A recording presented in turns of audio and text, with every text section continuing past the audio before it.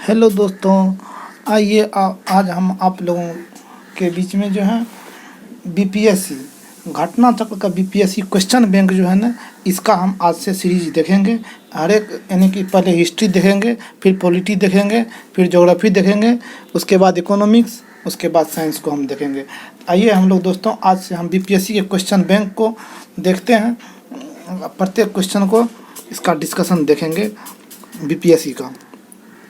ठीक है दोस्तों, तो आइए हम लोग बात करते हैं बीपीएससी क्वेश्चन बैंक की बात करते हैं। बीपीएससी का क्वेश्चन बैंक आज हम प्राचीन भारत का इतिहास, प्राचीन भारत के इतिहास हम पढ़ेंगे। तो पहला नंबर क्वेश्चन कह रहा है, भारत में पशुपालन एवं कृषि के प्राचीनतम साक्ष्य प्राप्त हुए। प्राचीनतम साक्ष्य प्राप्त हुए हैं मेहरगढ़ से। प्राचीनतम साक्ष्य प्राप्त कहाँ से हुए हैं? मेहरगढ़ से। मेहरगढ़ से प्राचीनतम साक्ष्य प्राप्त हुए हैं। आइए हम लोग इस क्वेश्चन का डिस्कशन देखते हैं क्या कह रहा है।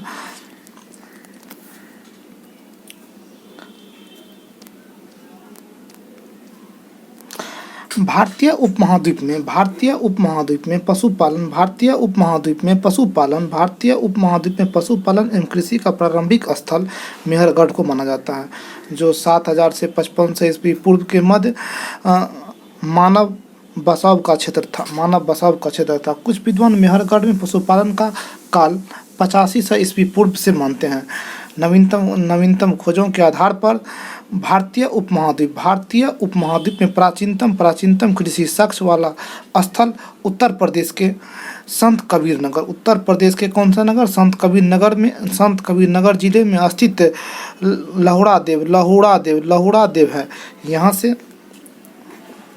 7000 ईस्वी पूर्व से 9000 ईस्वी पूर्व के मध्य मानव के बसने तथा निश्चित तौर पर 6400 ईस्वी पूर्व के चावल के साक्ष्य प्राप्त हुए हैं।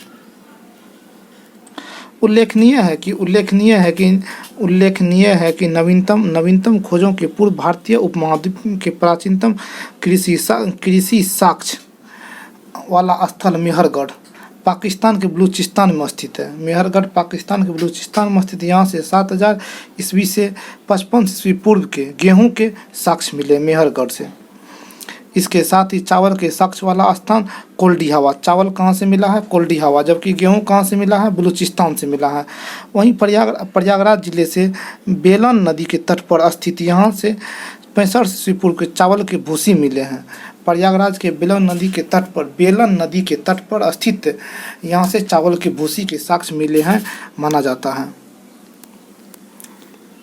आइए दोस्तों हम आगे 2 नंबर क्वेश्चन को देखते हैं। निम्नलिखित में से क्या कह रहा है? निम्नलिखित में से किसको कैल्कोलिथिक युग कहा जाता है? किसको कैल्कोलिथिक युग कहा जाता है? ताम्रपाषाण युग को कैल्कोलिथिक युग कहा जाता है। तो आइए हम लोग इसका क्वेश्चन का डिस्कशन दें। ताम्रपाषाण युग को कैल्कोलिथिक युग कहा जाता है। ताम्रपाषाण युग को कैल्कोलिथिक युग कहा जाता है। जिन संस्कृतियों में तांबे के औजार के साथ पत्थर के बने हुए उपकरणों के साक्ष्य मिलता है, उसे प्रायः ताम्र संस्कृति कहा जाता है। हड़प्पा में मिट्टी के बर्तन में सामान्यतः किस रंग का उपयोग हुआ है? लाल रंग का उपयोग हुआ। हड़प्पा मिट्टी के बर्तन में सामान्यतः किस रंग का उपयोग हुआ है? लाल रंग का उपयोग हुआ। किस रंग का मिट्टी के बर्तन में उपयोग हुआ है? लाल रंग का उपयोग हुआ है। आइए हम लोग इस क्वेश्चन का डिस्कशन देखते हैं। डिस्कशन कह रहा है इसमें, हड़प्पा निवासी मिट्टी के बर्तन का व्यापक पैमाने पर निर्माण करते थे। प्रारंभिक हड़प्पा सभ्यता में पैर से चलित चाक का प्रयोग किया जाता था। परिपक्व हड़प्पा के दौर में हाथ से चालित चाकों का प्रयोग किए जाने लगा था। डिजाइन के आधार पर इन बर्तनों में 2 श्रेणियां थी। एक बिना डिजाइन वाले बर्तन तथा दूसरे चित्रित मृत भांडों को बनाने वाली मिट्टी में रेत का मिश्रण किया जाता था, जिनको पकाने पर यह हल्के भूरे लाल रंग का रंग का रूप ग्रहण कर लेती थी। इन मृद भांडों के ऊपरी हिस्से में लाल रंग की पुताई कर दी जाती थी तथा निचले हिस्से में काले रंग की विभिन्न प्रकार की चित्रकारी की जाती थी। सिंधु घाटी सभ्यता, क्वेश्चन नंबर 4 का आ रहा है, सिंधु घाटी सभ्यता निम्नलिखित में से किस युग में पड़ता है? तो ऑप्शन नंबर ए दिया है ऐतिहासिक युग, एक दिया है ऐतिहासिक युग, एक प्राग ऐतिहासिक है, उत्तर ऐतिहासिक है, आदि ऐतिहासिक है। तो सिंधु घाटी सभ्यता की बात हम करते हैं। सिंधु घाटी सभ्यता में कौन सा युग होगा? आदि ऐतिहासिक होगा। सिंधु घाटी सभ्यता कौन सा युग में पड़ता है? आदि ऐतिहासिक युग में पड़ता है सिंधु घाटी सभ्यता। आदि ऐतिहासिक काल, आदि ऐतिहासिक काल का निर्माण पाठनीय लेखन कला के ज्ञान के आधार पर किया जाता है। लेखन कला ज्ञान से पहले का कालखंड प्रागैतिहासिक कालखंड प्रागैतिहासिक कालखंड होता है। भारतीय इतिहास में 2500 BC से 6000 BC तक का कालखंड आदि ऐतिहासिक माना जाता है, जबकि सेंधव सभ्यता आदि ऐतिहासिक काल की सभ्यता। सेंधव सभ्यता क्या है? आदि ऐतिहासिक काल की सभ्यता है। यहाँ पर लेखन कला का ज्ञान होता है, परंतु अभी तक इसे पढ़ा, सिंधु घाटी सभ्यता को अभी तक पढ़ा नहीं जा सका। इसमें किसमें? आदि ऐतिहासिक काल में रखा गया है। सिंधु सभ्यता को आदि ऐतिहासिक काल में रखा गया है। आइए क्वेश्चन नंबर 5 कह रहा है, सिंधु घाटी सभ्यता का सबसे महत्वपूर्ण विशेषता क्या है? सिंधु घाटी सभ्यता का सबसे महत्वपूर्ण विशेषता क्या है? पक्की ईंट से बनी इमारत, पक्की ईंट से बनी इमारत। सिंधु घाटी सभ्यता क्या थी? नगरीय सभ्यता। सिंधु घाटी सभ्यता क्या नगरीय सभ्यता थी। इसमें सिंधु घाटी सभ्यता सबसे महत्वपूर्ण विशेषता क्या है? पक्की ईंट से बनी इमारत, यही सबसे विशेषता में है। सिंधु घाटी सभ्यता की प्रमुख विशेषता नगर नियोजन को माना जाता है। यहाँ नगर और कस्बे एक निश्चित योजनाओं के अनुसार बसाए जाते हैं।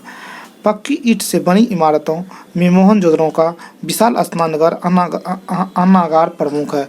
इनकी सतह पक्की ईंटों की है, जिसमें जिप्सम तथा मोटार्स द्वारा जोड़ा गया है। जिप्सम तथा मोटार्स द्वारा इसे जोड़ा गया है। ये आगे क्वेश्चन कह रहा है, निम्नलिखित में से कौन एक हड़प्पा का बंदरगाह है? हड़प्पा का बंदरगाह कौन है? लोथल। हड़प्पा का बंदरगाह कौन सा है? लोथल है। हड़प्पा नगरीय लोथल के गुजरात के अहमदाबाद जिला के भोगवा नदी किनारा स्थित है। भोगवा नदी किनारा स्थित है। यह कहाँ पे है? भोगवा नदी के किनारा स्थित है। यहाँ सर्वाधिक उपलब्धि हड़प्पाकालीन बंदरगाह है। आइए क्वेश्चन नंबर 7 नंबर क्वेश्चन का, निम्नलिखित में से कौन हड़प्पाकालीन स्थल गुजरात में है? निम्नलिखित में से कौन हड़प्पाकालीन स्थल गुजरात में है? गुजरात में लोथल हो जाएगा, जबकि कालीबंगा राजस्थान में होगा। कालीबंगा राजस्थान में। कालीबंगा से जुटे हुए खेत के प्रमाण मिले हैं। लोथल कहाँ पे? गुजरात में भोगवा नदी किनारा स्थित है। भोगवा नदी के किनारा स्थित है। निम्नलिखित में से किस हड़प्पाकालीन स्थल से टेराकोटा का हल प्राप्त हुआ है? टेराकोटा का हल प्राप्त हुआ है बनावली से टेराकोटा का हल प्राप्त हुआ है। बनावली से टेराकोटा का हल प्राप्त हुआ। तो कालीबंगा से जुते हुए खेत के प्रमाण मिले हैं। जुते हुए खेत के प्रमाण कहाँ से मिला है? कालीबंगा से मिला है। हरियाणा के फतेहाबाद जिले में स्थित बनावली से टेराकोटा का हल प्राप्त हुआ है। आइए आगे क्वेश्चन हम लोग 9 नंबर क्वेश्चन को देखते हैं। निम्नलिखित में से निम्नलिखित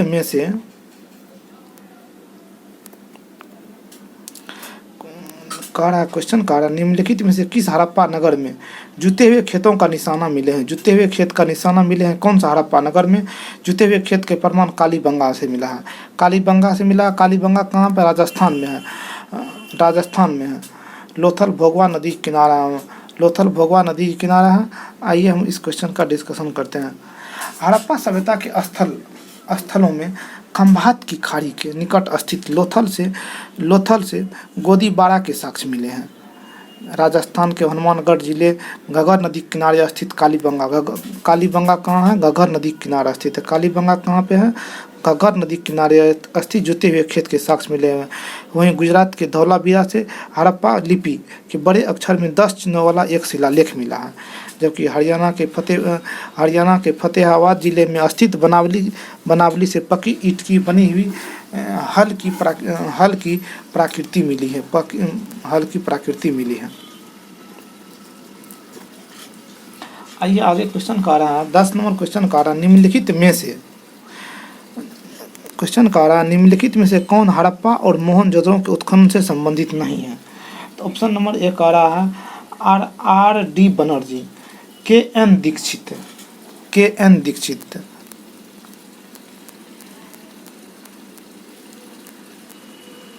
और एक कौन सा है यहाँ पे? एम एस वत्स और बी एस स्मिथ। तो क्वेश्चन जो है ना इसमें कह रहा हड़प्पा और मोहनजोदड़ो उत्खनन से संबंधित नहीं है, तो बी एस स्मिथ नहीं होगा। हड़प्पा और मोहनजोदड़ो से नहीं है। हड़प्पा और मोहनजोदड़ो वर्ष 1921 ईस्वी में दयाराम साहनी ने हड़प्पा सर्वेक्षण किया था। वर्ष 1926-27 एवं वर्ष 1933-34 में माधव स्वरूप वत्स ने हड़प्पा के उत्खनन कार्य से संबंधित रहे हैं। मोहनजोदड़ो की खोज सर्वप्रथम 1922 में राखाल दास बनर्जी ने किया था। इसके पुरातात्विक महत्व की ओर ध्यान आकर्षित किया।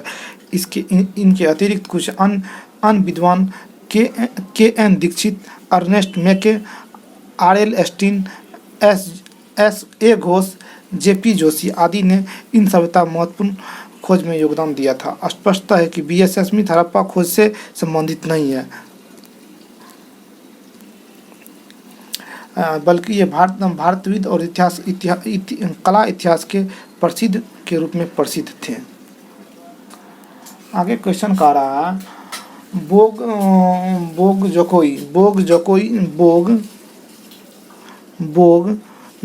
जकोई का महत्व इसीलिए है कि वहाँ जो अभिलेख प्राप्त हुआ है उसमें वैदिक देवी एवं देवताओं का वर्णन मिलता है। बोग जकोई का महत्व इसीलिए प्राप्त है क्योंकि वहाँ जो अभिलेख प्राप्त हुआ है उसमें वैदिक देवी एवं देवताओं का वर्णन मिलता है।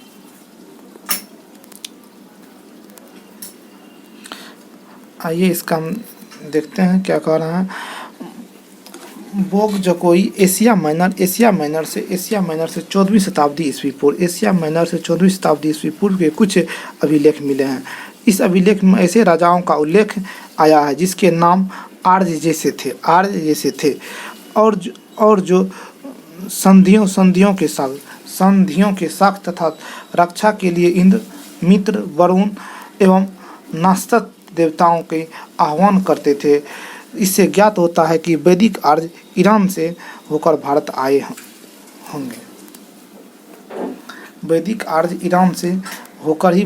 होंगे।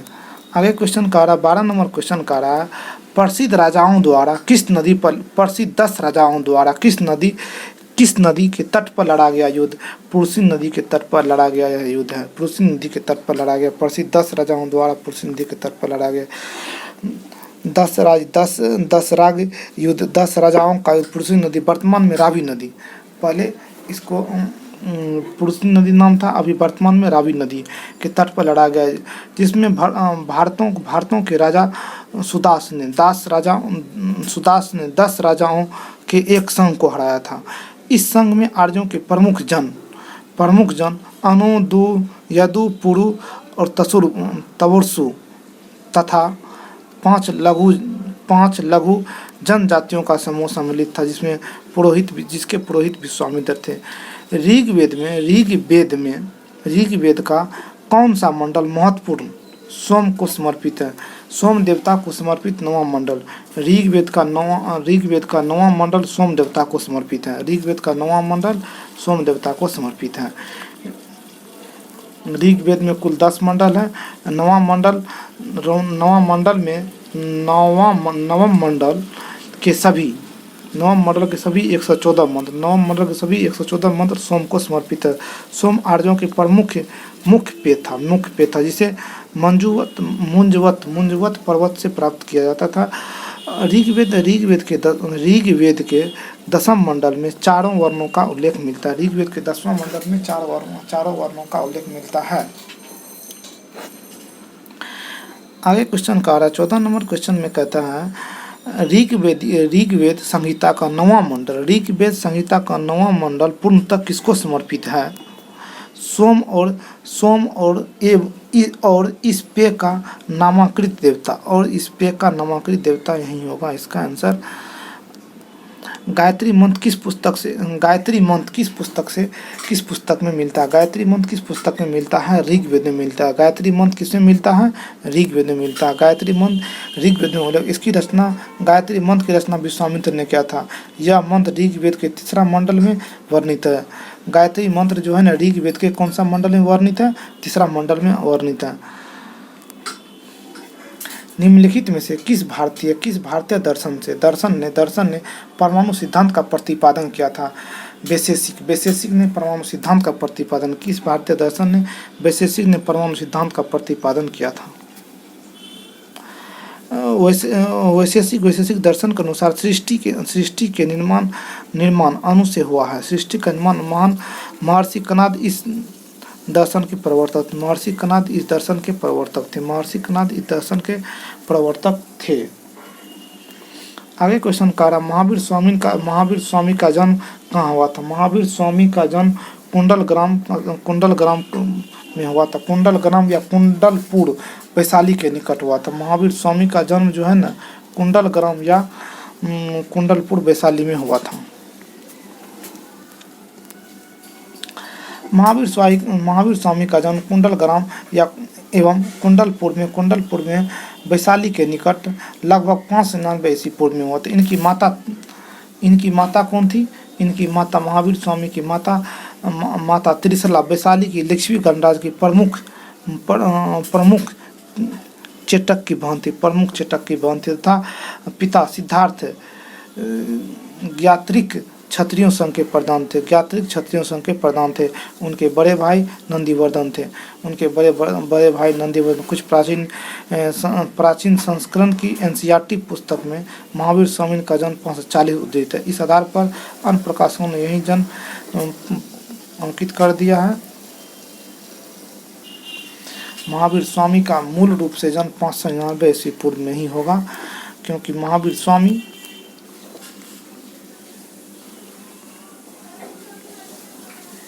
महात्मा बुद्ध के काल से, महात्मा बुद्ध का जन्म 563 ईस्वी पूर्व में है। तो एनसीईआरटी नवीनतम महावीर स्वामी का जन्म इतना प्रकाशित हो चुका। आइए आगे क्वेश्चन का रहा है महावीर जैन की मृत्यु निम्नलिखित में से किस नगर में हुई है? महावीर जैन की मृत्यु निम्नलिखित में से किस नगर में हुई है? तो महावीर जैन का मृत्यु पावापुरी में हुआ है।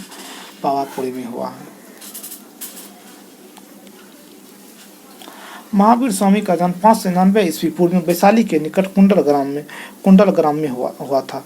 इनके पिता सिद्धार्थ ज्ञात्रिक क्षत्रियों संघ के प्रधान थे, जो वज्जी संघ का एक प्रमुख सदस्य थे।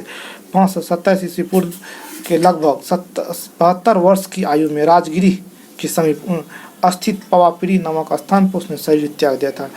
भगवान महावीर के प्रथम शिष्य था उनका दामाद था जमाली था। उनका दामाद जमाली था। भगवान महावीर का जन्म क्षत्रिय वंश के सिद्धार्थ के यहाँ 599 ईस्वी पूर्व में हुआ था। उनकी पत्नी का नाम यशोदा था। उसने प्रिय दर्शन नामक एक पुत्री उत्पन्न हुई थी। उनसे एक प्रिय नामक पुत्री उत्पन्न हुई थी। उस पुत्री के विवाह जमाली नाम के क्षत्रिय से हुआ था, जो बाद में महावीर स्वामी का अनुयायी बन गया था। यह उनका प्रथम शिष्य था। यह उनका जमाली जो है ना उनका दामाद था। यह उनका प्रथम शिष्य था। जमाली ने बाद में महावीर स्वामी का विरोध किया और बहुरतवाद नामक एक संप्रदाय की शुरुआत की। बहुरतवाद नामक नए संप्रदाय की शुरुआत की थी। 11 अन्न प्रधान शिष्य जिन्हें गंधर कहा था। निम्न प्रकार इंद्रभूति, अग्निभूति, वायुभूति तीनों भाई थे, जबकि आर्य वक्त शुद्धरमन, मंडिक पुत्र, मौर्य पुत्र, अम्पति, अचल, मैत तथा प्रभास, ये सब भी जो है ना था। निम्नलिखित में से कौन सबसे पूर्वकालिक जैन ग्रंथ कहलाता है? 14 पूर्वकालिक जैन ग्रंथ है। सबसे महात्मा नहीं, एक सेकंड। निम्नलिखित में से कौन सबसे पूर्वकालिक जैन ग्रंथ कहलाता है? 14 पूर्व जैन ग्रंथ कहलाता है। 14 पूर्व प्राचीन जैन ग्रंथ है। 14 पूर्व प्राचीन जैन ग्रंथ है। अंतिम नंद राजा के समय अस्तुम विजय तभद्रबाहु संघ के अध्यक्ष थे तथा ये ही महावीर द्वारा प्रदत्त 14 पूर्वों के विषय में जानने वाले अंतिम व्यक्ति थे। 12 अंग में जैन सिद्धांतों का संकलन प्रथम जैन सभा में किया गया था। महात्मा बुद्ध ने अपना पहला धर्मचक्र प्रवर्तन किस स्थान पर दिया था? धर्मचक्र प्रवर्तन सारनाथ। महात्मा बुद्ध ने अपना पहला धर्मचक्र प्रवर्तन सारनाथ में दिया था। कह रहा है 6 वर्षों की साधना के पश्चात 35 वर्ष की अवस्था में वैशाख पूर्णिमा के रात्रि के एक पीपल पेड़ के वृक्ष के निकट गौतम बुद्ध को ज्ञान की प्राप्ति हुआ था। ज्ञान प्राप्ति के बाद ही गौतम बुद्ध ने बुद्ध कहलाए। ज्ञान प्राप्ति के पश्चात गौतम बुद्ध ने अपने मत का प्रचार प्रारंभ किया। उरुबेला से वे सबसे पहले ऋषिपतन वर्तमान में सारनाथ आए थे। उन्होंने अपने 5 ब्राह्मण सन्यासियों को पहला उपदेश दिया था। सबसे पहला उपदेश यह जो है ना सारनाथ में दिया। सबसे पहला उपदेश कहाँ दिया था? सारनाथ में दिया था। इस प्रथम उपदेश को धर्मचक्र प्रवर्तन कहा जाता है। इस प्रथम उपदेश को क्या कहता है? महात्मा बुद्ध के प्रथम उपदेश कहाँ दिया था? सारनाथ में। अगर पूछ देगा सारनाथ का पहले ऋषिपतन आया कहाँ से? उरुबेला से। धर्मचक्र इस प्रथम उपदेश को क्या कहते हैं? धर्मचक्र प्रवर्तन। यह उपदेश दुखों के कारण दुखों का अंत, उनके समाधान से संबंधित था। इसमें 4 आर्य सत्र भी कहा जाता है। इसे 4 आर्य सत्य भी कहा जाता है। आइए दोस्तों आगे क्वेश्चन कर रहा है। 22 नंबर क्वेश्चन दिया हुआ है, महात्मा बुद्ध का परिनिर्माण कहाँ है? महात्मा बुद्ध का परिनिर्माण यानी कि देह त्याग, बॉडी को त्याग कुशीनगर यानी कि मृत्यु, महापरिनिर्माण कुशीनगर में है। महात्मा बुद्ध के पहला उपदेश सारनाथ में दिया था। महात्मा बुद्ध अपना पहला उपदेश सारनाथ में दिया था। उन्होंने उनके पश्चात वे धर्म प्रचार के लिए कपिल वस्तु राजगिरी, वैशाली, कौशल राज के सबसे अधिक बौद्ध धर्म प्रचार कौशल राज में हुआ। सबसे अधिक बौद्ध धर्म प्रचार कहाँ हुआ? कौशल राज में। कौशल नरेश प्रसेनजीत ने भी अपने परिवार के साथ बुद्ध की शिष्यता ग्रहण किया था। अपना प्रचार करते हुए वे मल्लों की राजधानी पवा पहुँचे थे। यहाँ वे चुंद नामक लोहार की आम्रवाटिका में ठहरे। उसने बुद्ध को शकर मद दब खाने को दे दिया। बुद्ध को शकर मद खाने उसे यानी कि रक्तातिसार हो गया और भयानक पीड़ा उत्पन्न हो गई, जिसे इस वेदना के बाद भी कुशीनगर यानी कि मालवा गणराज्य की राजधानी पहुँचे। यहीं 483 ईस्वी में 483 BC में 80 वर्ष की अवस्था में उन्हें शरीर को त्याग दिया, यानी कि जो है ना मृत्यु हो गया। तो इसे ही बौद्ध धर्म ग्रंथ में महापरिनिर्वाण कहते हैं। प्रथम पहला उपदेश दिया था सारनाथ में। वहीं इसका महापरिनिर्वाण जिसको कहते हैं, मृत्यु तो महापरिनिर्वाण जिसको कहते हैं, मृत्यु कहाँ हुआ था? कुशीनगर में हुआ। त्रिपिटक बौद्ध धर्म और जैन धर्म दोनों से है। त्रिपिटक में बौद्ध धर्म और जैन धर्म दोनों आता है।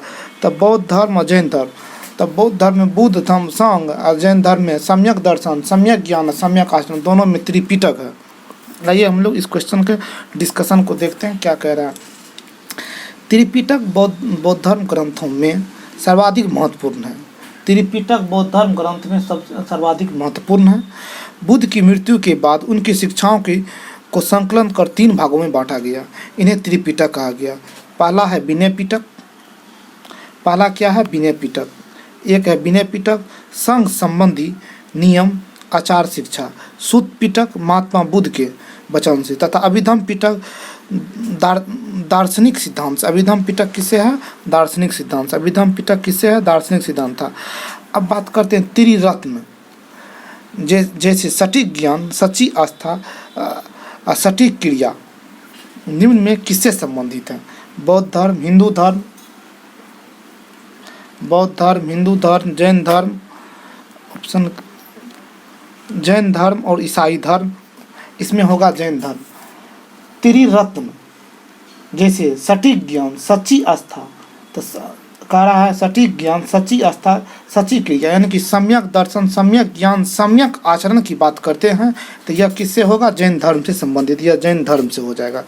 जैन धर्म मोक्ष के लिए 3 साधन आवश्यक बताए थे: सम्यक धारण, सम्यक चरित्र, सम्यक ज्ञान।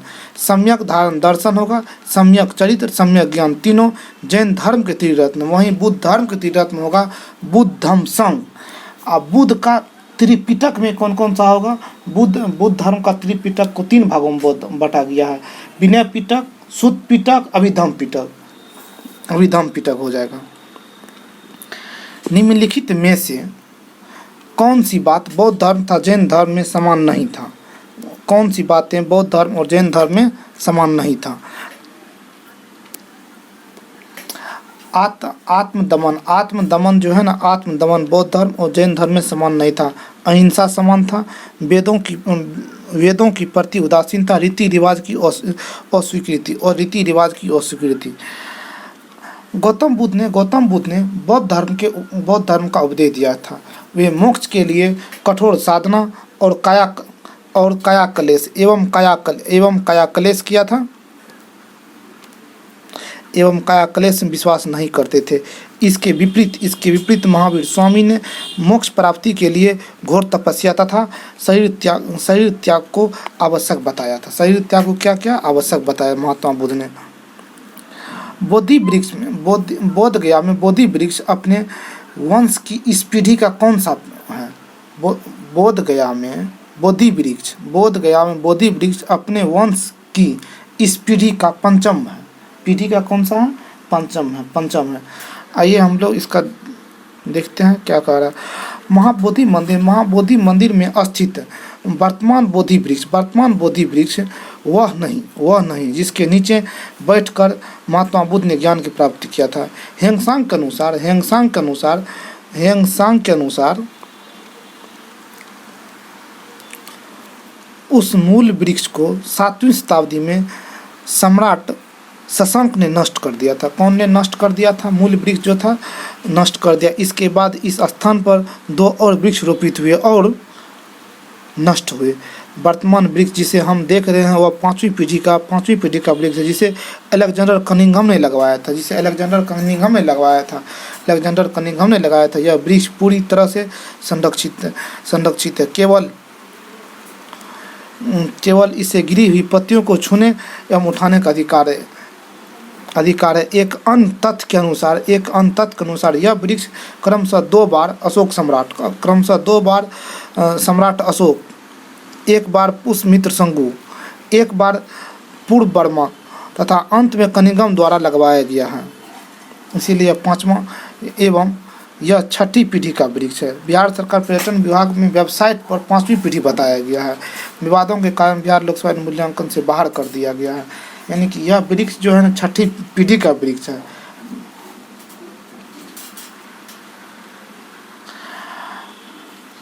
बराबर की गुफाओं का उपयोग किसने आश्रय गृह के रूप में किया है? आश्रय गृह के रूप में आजीवकों ने किया था। आजीविकाओं ने किया था। बराबर की गुफाओं का उपयोग किसने आश्रय गृह के रूप में किया था? आजीविकाओं ने किया।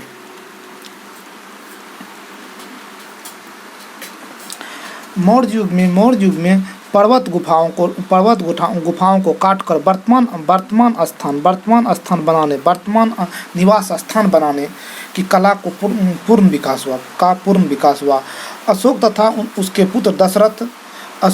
उसके पुत्र दशरथ के समय में बराबर तथा नागा अर्जुनी पहाड़ियों को काटकर आजीविकाओं के लिए आवास बनाए गए थे। अशोक के समय बराबर पहाड़ी की गुफाओं में सुदामा की गुफा, अशोक की बराबर पहाड़ी में सुदामा गुफा, कर्ण चौपर नामक गुफा सर्व प्रसिद्ध। आजीवक संप्रदाय के संस्थापक कौन है? मखल्ली गोसाल। आजीवक संप्रदाय के संस्थापक मखल्ली गोसाल है। मखल्ली गोसाल प्रारंभ में महावीर के शिष्य किंतु बाद में मतभेद के चलते उन्होंने महावीर की शिष्यता त्याग दिया। आजीवक नामक स्वतंत्र संप्रदाय की स्थापना की। इनका मत नियतिवाद कहा जाता है, जिसके अनुसार संसार की प्रत्येक वस्तु भाग द्वारा पूर्ण नियंत्रित एवं संचालित होती है।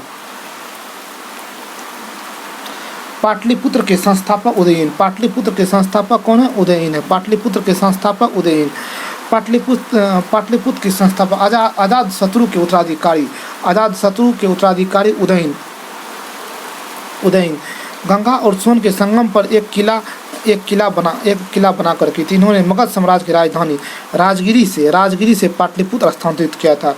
यह नगर शिशुनाग वंश, नंद वंश, मौर्य वंश का भी राजधानी रहा। पाटलिपुत्रा जो है न शिशुनाग वंश, नंद वंश, मौर्य वंश का राजधानी रहा था।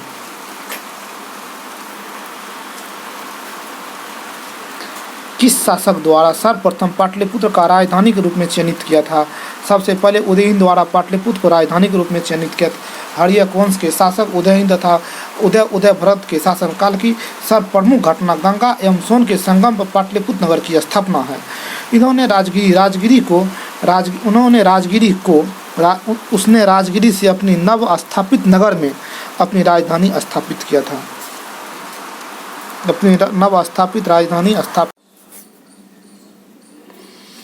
विश्व का पहला गणतंत्र वैशाली में किसके द्वारा स्थापित किया गया था? लिच्छवी गणराज के द्वारा स्थापित किया गया था। विश्व में पहला गणतंत्र वैशाली में किसके द्वारा स्थापित किया था? लिच्छवी गणराज के द्वारा स्थापित किया गया था। वैशाली के लिच्छवियों ने विश्व का पहला गणतंत्र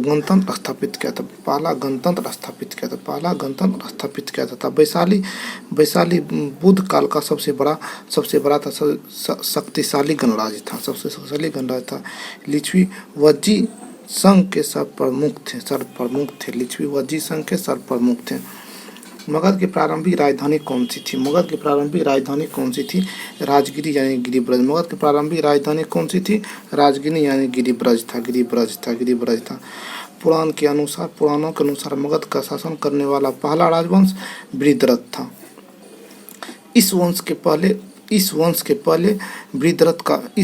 पहले राजा वृद्धरथ का पुत्र जरासंध था, जिसने गिरिब्रज को अपना राजधानी बनाया। बौद्ध ग्रंथों के अनुसार मगध के प्रथम प्रतापी शासक बिंबिसार था। यह हर्यक वंश से संबंधित। इसकी मृत्यु 492 ईस्वी पूर्व में हुआ था। इसके पश्चात बिंबिसार के पुत्र अजातशत्रु मगध का शासक हुआ। अजातशत्रु के पुत्र उदयन ने अपनी राजधानी राजगिरी से पाटलिपुत्र स्थानांतरित कर दिया था। अजातशत्रु के वंश का नाम क्या? अजातशत्रु के वंश जो हर्यक वंश था। अजातशत्रु किस वंश से थे? हर्यक वंश से संबंधित थे। मगध का शासक अजातशत्रु 492 से 492 से लेकर 460 ईस्वी पूर्व अपने पिता एवं हर्यक वंश के संस्थापक बिंबिसार की हत्या करके राजगद्दी पर बैठा था एवं इसकी हत्या इनके पुत्र अजातशत्रु के पुत्र इसकी हत्या उदयन ने कर दिया था। इसको पितृ हत्यारा कहा जाता है, पितृ हत्यारा भी कहा जाता है। इसकी हत्या भी इसके पुत्र उदयन ने कर दिया था। कौसंबी के वत्स राजा उदयन से भिन्न कर दी थी इसको।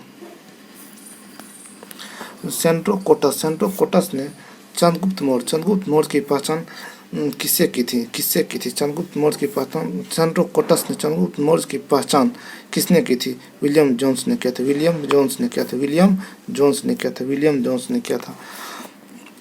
विलियम जोन्स पहले विद्वान थे जिन्होंने सेंट्रोकोटस की पहचान मौर्य शासक चंद्रगुप्त मौर्य से की थी। एरियन तथा प्लूटार्क ने चंद्रगुप्त मौर्य को एंड्रोकोटस के रूप में वर्णित किया था, जबकि जस्टिन ने सेंड्रोकोटस, चंद्रगुप्त मौर्य और सिकंदर महान की भेंट का भी उल्लेख किया है। ब्राह्मी लिपि को सर्वप्रथम किसने पढ़ा था? तो ब्राह्मी लिपि को सर्वप्रथम जेम्स प्रीसेंस ने पढ़ा था। ब्राह्मी लिपि को सर्वप्रथम जेम्स प्रीसेंस ने पढ़ा था। सर्वप्रथम 1837 ईस्वी में जेम्स प्रीसेप नामक अंग्रेज विद्वान ने अशोक के लेख ब्राह्मी लिपि का उद्वाचन किया था, किंतु उन्होंने लेखों के देवानापियन की पहचान सिंघल राजा तिस्त से कर डाली। कालांतर में यह तथ्य प्रकाश में आया कि सिंघल की अनुश्रुतियों दीपवंश तथा महावंश में यह उपाधि अशोक के लिए प्रयुक्त की गई है। अंततः वर्ष 1915 ईस्वी में मांस की कर्नाटक से प्राप्त लेख में अशोक नाम भी पढ़ लिया गया। मेगास्थानी पुस्तक का नाम क्या है? इंडिका। इंडिका है। चंद्रगुप्त मौर्य सिकंदर का समकालीन। चंद्रगुप्त मौर्य किसके समकालीन था? सिकंदर का समकालीन शासक था। सिकंदर के समकालीन विदेशी लेखक निर्याकस, आनेसिक्रियस, अस्तियोबुलस तथा मेगास्थानी थे, जिसके विवरण चंद्रगुप्त मौर्य के विषय में सूचनाएं देते हैं। विदेशी लेखकों ने मेगास्थानीज का नाम आधुनिक सर्वाधिक महत्वपूर्ण है। जिसकी पुस्तक मेगास्थानी इंडिका मौर्य इतिहास के प्रमुख स्रोत। मेगास्थानी से किसका स्रोत मिलता है? मौर्य इतिहास के प्रमुख स्रोत मेगास्थानी। इसका इंडिका बुक से मिला है, मेगास्थानी ने लिखा है। इंडिका के लेखक मेगास्थानी। इंडिका के लेखक कौन है? मेगास्थानीज हैं। मेगास्थानी की पुस्तक इंडिका में पाटलिपुत्र के नगर प्रशासन का वर्णन मिलता है। इसके अनुसार पाटलिपुत्र नगर का प्रशासन 30 सदस्यों की विभिन्न समितियों द्वारा होता था। इसमें कुल 6 समिति होती थी। प्रत्येक समिति में 5 सदस्य होते थे। समिति का कार्य बिक्री कर वसूल करना तथा बिक्री कर मूल्य का 10वें भाग के रूप में वसूल किया जाता था। करों की चोरी करने वाले को मृत्युदंड दिया गया था।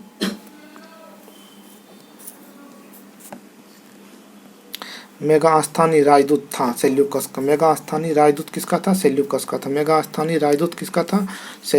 था।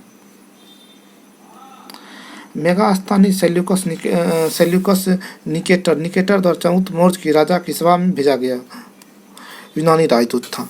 इसके पूर्व आराकोसिया के क्षत्रप में राजदरबार में सेल्यूकस का राजदूत रह चुका था। मेगास्थानी ने काफ़ी समय तक मौर्य दरबार में निवास करता था। भारत में उसने जो कुछ भी देखा सुना उसने अपनी पुस्तक इंडिका में अपने ग्रंथ में इंडिका नामक अपने ग्रंथ में लिपिबद्ध किया। अंतिम मौर्य सम्राट कौन था? अंतिम मौर्य सम्राट जो है ना वृत्रथ। अंतिम मौर्य सम्राट वृत्रथ। अंतिम मौर्य सम्राट वृत्रथ। अंतिम मौर्य शासक वृत्रथ। अंतिम मौर्य शासक वृत्रथ की हत्या इसके सेनापति पुष्यमित्र शंभु ने कर दिया था। किस अभिलेख में रुद्रदामन प्रथम विभिन्न उपलब्धियां वर्णित हैं? जूनागढ़ के अभिलेख में रुद्रदामन की प्रथम उपलब्धियां वर्णित है जूनागढ़ के अभिलेख में। गुजरात के जूनागढ़ से रुद्रदामन की एक अभिलेख प्राप्त हुआ है। यह जिस शिला पर उत्कीर्ण है उसी पर अशोक के 14 प्रज्ञापनों की एक प्रति तथा स्कंद गुप्त के 2 लेख भी खुदे हुए हैं। यह विशुद्ध संस्कृत भाषा तथा ब्राह्मी लिपि में लिखा गया है। इसमें रुद्रदामन की वंशावली, विजय, शासन, व्यक्तित्व आदि पर सुंदर प्रकाश डाला गया। यह अभिलेख अब तक प्राप्त संस्कृत अभिलेखों में सर्वाधिक प्राचीन है। निम्नलिखित राजाओं में से किसका जैन धर्म के प्रति भारी झुकाव था? खारवेल जो है न जैन धर्म, खारवेल का सबसे ज्यादा भारी झुकाव था। कलिंग का चेदी वंशीय शासक खारवेल प्राचीन भारतीय इतिहास के महानतम सम्राट में से एक था। उड़ीसा प्रांत के भुवनेश्वर में 3 मील की दूरी पर स्थित उदयगिरी पहाड़ी की हाथी गुम्फा में से उसे एक बिना तिथि का अभिलेख प्राप्त हुआ। यह अभिलेख खारवेल के इतिहास जानने का एकमात्र स्रोत है। हाथी गुम्फा। इसका जैन धर्म के प्रति भारी झुकाव था। हाथी गुफा अभिलेख प्राकृतिक भाषा में है। कलिंग नरेश खारवेल का संबंध है। आइए हम बात करते हैं, इसमें कौन ऑप्शन दिया हुआ है। महामेघवाहन वंश, चेदी वंश,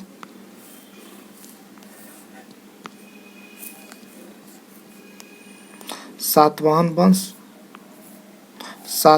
वंश, रथ भोजक वंश। उपरोक्त में से कोई नहीं, उपरोक्त में से एक से अधिक।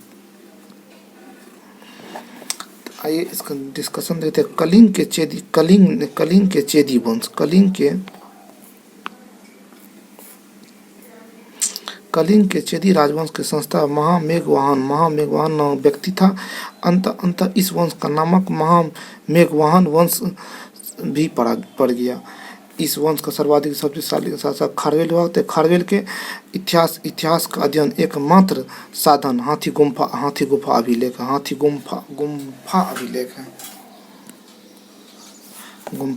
खारवेल का।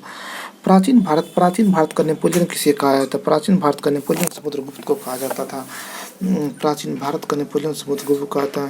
इतिहासकार विंसेंट स्मिथ ने अपनी रचना अर्ली हिस्ट्री ऑफ इंडिया में समुद्रगुप्त की वीरता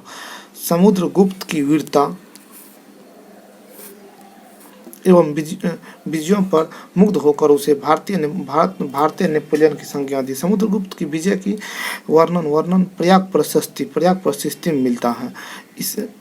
इसके लेखक हरिसेन था। प्रयाग प्रशस्ति के लेखक हरिसेन है। गुप्त साम्राज्य में हुनों को पराजित किसने किया था? गुप्त साम्राज्य में हुन को पराजित स्कंदगुप्त ने किया था। स्कंदगुप्त ने किया था। हुनों का पहला भारतीय आक्रमण गुप्त सम्राट के स्कंदगुप्त शासनकाल में 455 ईस्वी पूर्व में हुआ था तथा स्कंदगुप्त के हाथों से वह बुरी तरह परास्त हुए थे। यूएस राय के अनुसार इस हुन आक्रमण का नेता खुशनेवाज था। यह आक्रमण एक धावा मात्र रहा और देश के ऊपर कोई तात्कालिक प्रभाव नहीं पड़ा, किंतु परोक्ष रूप से इतने गुप्त साम्राज्य पतन की गति की ओर तेज कर दिया। स्कंदगुप्त की मृत्यु के बाद 5वीं शताब्दी के अंत और 6वीं शताब्दी के प्रारंभ में उत्तर पश्चिम में कई क्षेत्रों में हुनों ने कब्जा कर लिया था। किस प्रकार की भूमि को अपरहत कहा जाता? किस प्रकार की भूमि को अपरहत कहा जाता? बिना जोती हुई जंगली भूमि को अपरहत कहा जाता। बिना जोती हुई जंगली भूमि को अपरहत कहा जाता है। बिना जोती हुई जंगली भूमि को क्या कहा जाता है? अपरहत कहा जाता है।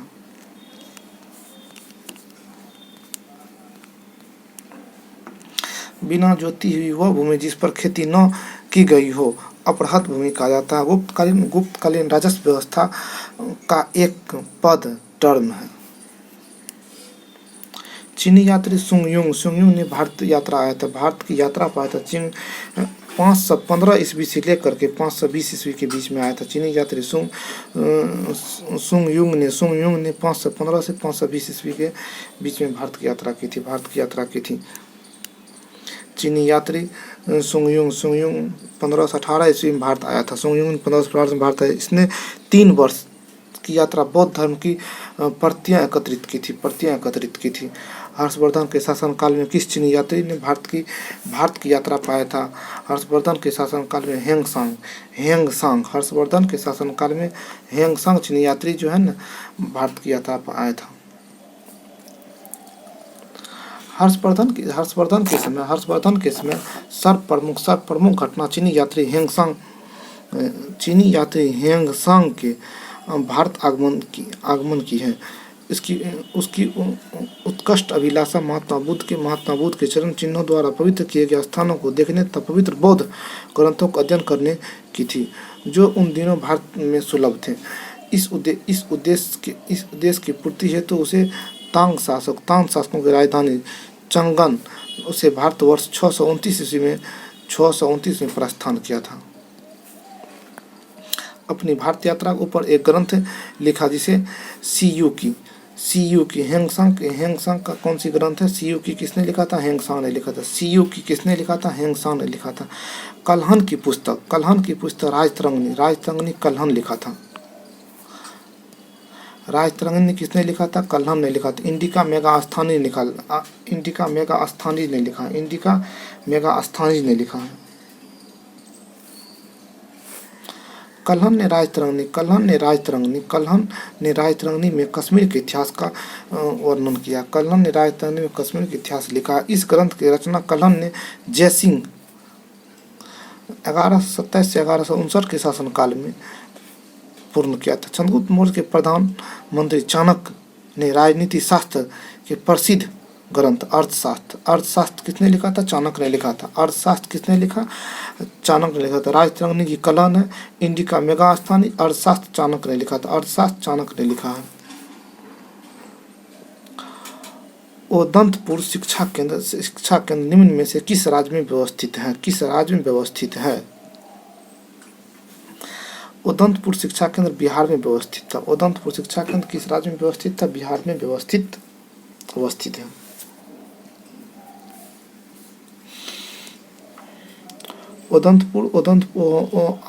आदंतपुर जिसे उदनापुर भी कहा जाता है। प्राचीन काल में एक प्रमुख शिक्षा केंद्र था। यह बिहार राज्य में अवस्थित है। इसकी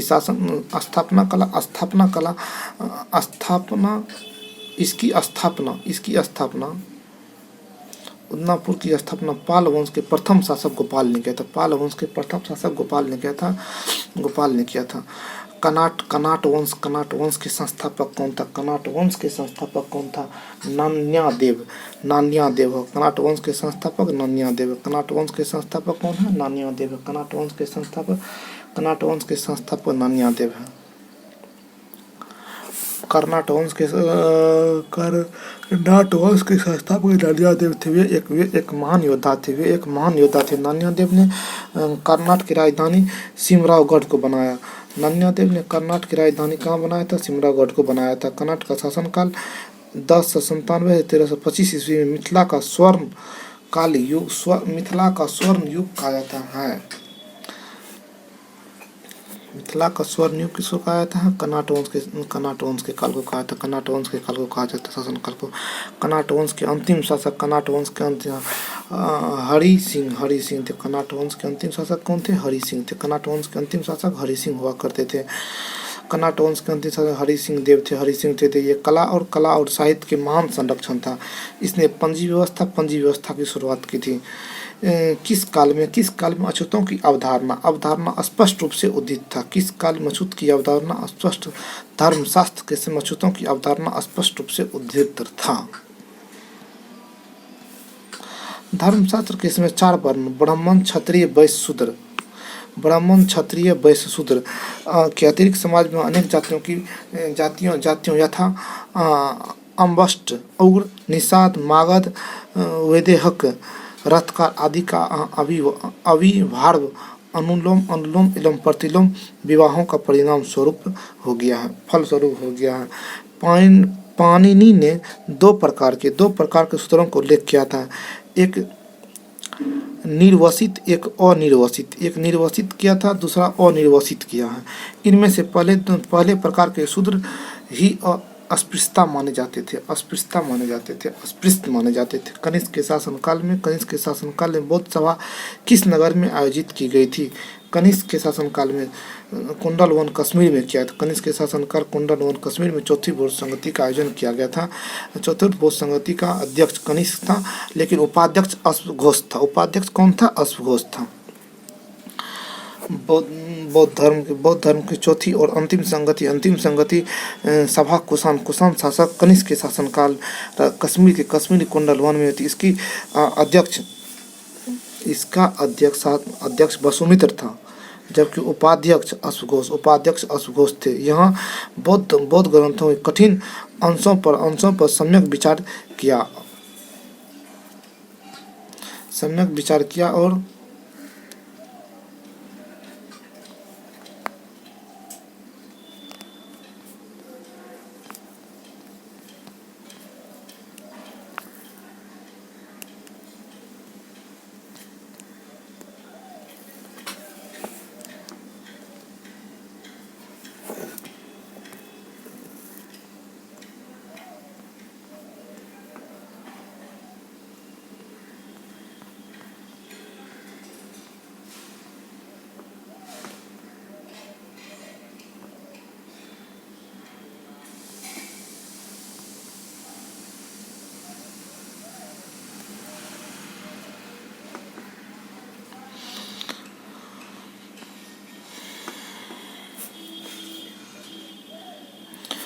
प्रत्येक पीटर पर भाष्य लिखे गए। कनिष्क ने इसे ताम्रपत्रों पर खुदवा कर एक स्तूप में रखवा दिया। त्रिपिटक ने लिखे गए ने भाष्यों को विभाषा शास्त्र कहा गया। भाष्य को क्या गया? विभाषा शास्त्र कहा जाता है। उल्लेखनीय है कि पहली बौद्ध संगति बुद्ध की मृत्यु के तत्काल बाद राजगिरी के सप्तपर्णी गुफा में हुई थी। इस मगध के शासक अजातशत्रु था। इसकी अध्यक्षता मां कश्यप ने। द्वितीय बौद्ध संगति कलाशोक के शासनकाल में बुद्ध की मृत्यु के लगभग 100 वर्षों पश्चात वैशाली में हुई थी। इसकी अध्यक्षता आचार्य सबकामिर या सर्वकामिनी ने किया था। प्रथम बौद्ध संगति के अध्यक्ष कौन थे? महाकश्यप था। प्रथम बौद्ध संगति के अध्यक्ष कौन था? महाकश्यप थे। भगवान बुद्ध के महापरिनिर्वाण के बाद पहली बौद्ध संगति राजगिरी यानी कि राजगिरी बिहार में हुआ था। बुद्ध के जीवन पर 4 महत्वपूर्ण घटनाओं और उसने उसने संबद्ध 4 स्थानों का नीचे उल्लेख है। यह 2 स्तंभ 1 स्तंभ 2 में अंकित है। आपको इनका सुमेल करना है।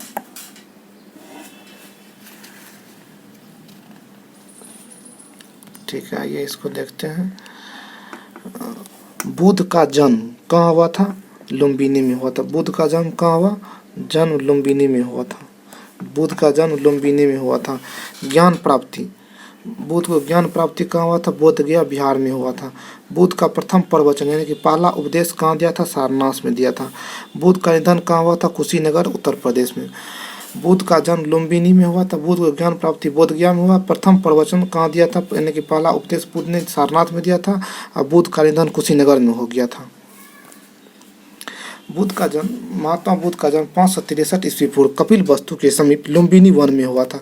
बोध गया में बैसाखी पूर्णिमा की रात को ज्ञान की प्राप्ति हुई थी। काशी के ऋषिपतन यानी कि सारनाथ, वर्तमान नाम सारनाथ में उन्होंने प्रथम उपदेश यानी कि धर्मचक्र प्रवर्तन दिया। कुशीनगर में उसका निधन हो गया, जिसे बौद्ध साहित्य को महापरिनिर्वाण कहा जाता है।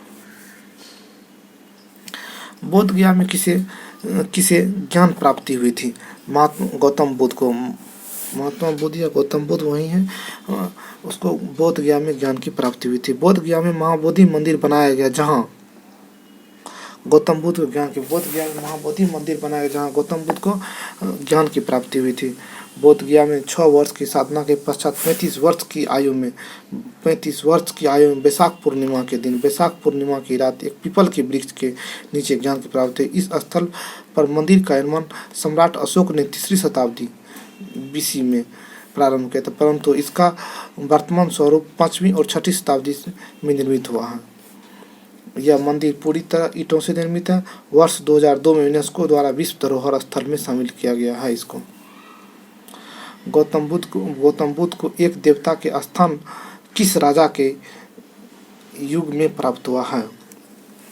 गौतम बुद्ध को एक देवता के स्थान किस राजा के युग में प्राप्त हुआ? कनिष्क के युग में प्राप्त हुआ। कनिष्क के शासनकाल में संपन्न चतुर्थ बौद्ध संगति में बौद्ध धर्म हीनयान और महायान 2 अस्पष्ट संप्रदाय में विभक्त हो गया था। महायान शाखा में बुद्ध को देवता माना गया था, उनकी पूजा करने लगे। इसी के साथ उन्होंने बोधि तत्वों का भी पूजा प्रारंभ कर दिया था। ईसा पूर्व 6ठी सदी में विश्व का प्रथम गणतंत्रात्मक व्यवस्था कहाँ पे थी? वैशाली में था। वैशाली बिहार में। वैशाली कहाँ पे है? बिहार में है। यहाँ पे गणतंत्रात्मक व्यवस्था थी, प्रथम गणतंत्रात्मक व्यवस्था। 6ठी शताब्दी ईस्वी पूर्व विश्व की प्रथम गणतंत्रात्मक व्यवस्था वैशाली में थी। 6ठी सदी में महाजनपदों और राजतंत्रात्मक शासन व्यवस्था थी। वहीं वजी तथा मल नामक दो राज्यों में गणतंत्रात्मक शासन व्यवस्था प्रचलित थी। वजी 8 राज्यों की एक संघ थी। इसमें वैशाली के लिच्छवी सर्वाधिक शक्तिशाली था। 16 महाजनपद की सूची में उपलब्ध महाभारत अंगुत्तर निकाय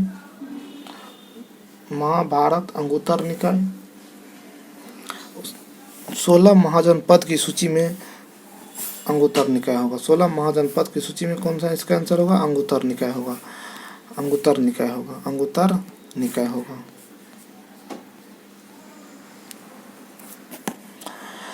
बौद्ध ग्रंथ अंगुत्तर निकाय में 16 महाजनपद की सूची उपलब्ध। इसमें 16 यानी कि 16 महाजनपद सूची उपलब्ध है।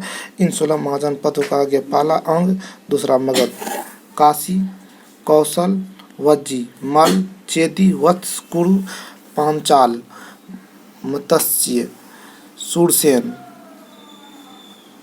अस्मक, अवंती, गांधार, कंबोज। इन महाजनपद में एकमात्र महाजनपद अस्मक दक्षिण भारत में स्थित है। दक्षिण भारत में पूछ देगा 16 महाजनपद में कौन दक्षिण भारत में स्थित थी? अस्मक एकमात्र महाजनपद दक्षिण भारत में स्थित था। जनवसव सूत्र केवल 12 राज्यों के ही नाम मिलते हैं। जैन धर्म ग्रंथ भगवती सूत्र में 16 महाजनपद जैन धर्म ग्रंथ भगवती सूत्र 16 महाजनपद की सूची मिलती है। इसमें कुछ निम्न प्रकार हैं, निम्न प्रकार से। नालंदा विश्वविद्यालय की स्थापना का युग क्या है? गुप्त वंश, गुप्त होगा। गुप्त नालंदा विश्वविद्यालय की विख्यात बौद्ध पीठ एवं विश्वविद्यालय था। यह दक्षिण बिहार के राजगीर के निकट स्थित था।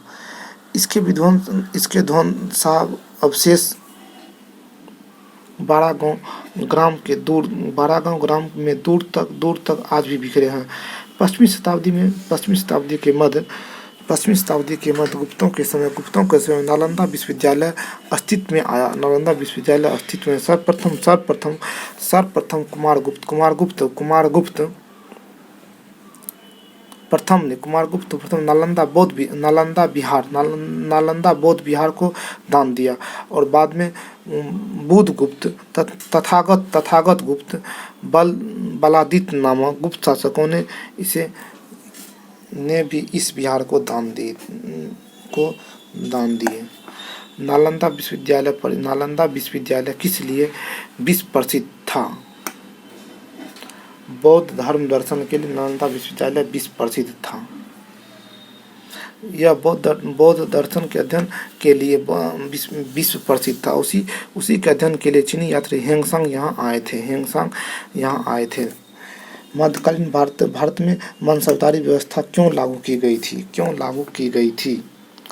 मनसब का सैनिकों की सुगमता से भर्ती के लिए मनसब व्यवस्था का प्रचलन किया गया। सैनिक की सुगमता से भर्ती हेतु मनसबदारी व्यवस्था लागू किया गया था।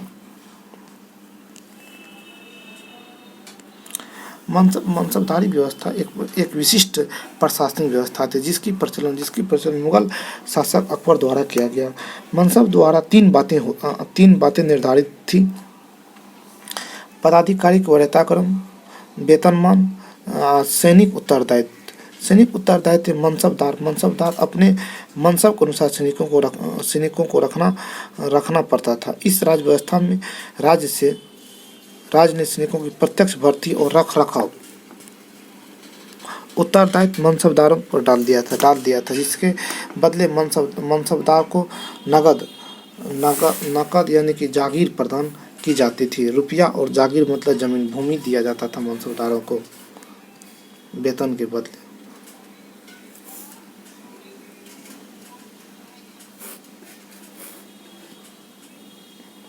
नीचे दो वक्तव्य दिए गए हैं। कथन एक में कहता है, कथन दो दोनों को ध्यानपूर्वक पढ़ें। कथन एक 12वीं शताब्दी के अंत तक नालंदा महाविहार का पतन हो गया। 12 शताब्दी के अंत तक नालंदा महाविहार का पतन हो गया। ये सही है। कारण कहता है महाविहार को राजकीय प्रोसेस मिलना बंद हो गया। ये भी सही है, लेकिन जो है ना एक दूसरे का व्याख्या नहीं करती है। यह जो है ना दोनों सही है। RA का व्याख्या नहीं करती है, RA का व्याख्या नहीं करता है। नालंदा में एक विख्यात बौद्ध पीठ एवं विश्वविद्यालय था। यह दक्षिण बिहार में राजगीर वर्तमान में राजगिरी के निकट स्थित था। 5वीं सदी के मध्य गुप्तों के समय नालंदा स्थित विश्वविद्यालय अस्तित्व में आया था। 12वीं शताब्दी के अंत तक मुस्लिम आक्रमणों के फलस्वरूप महाविहार का पतन हो गया था।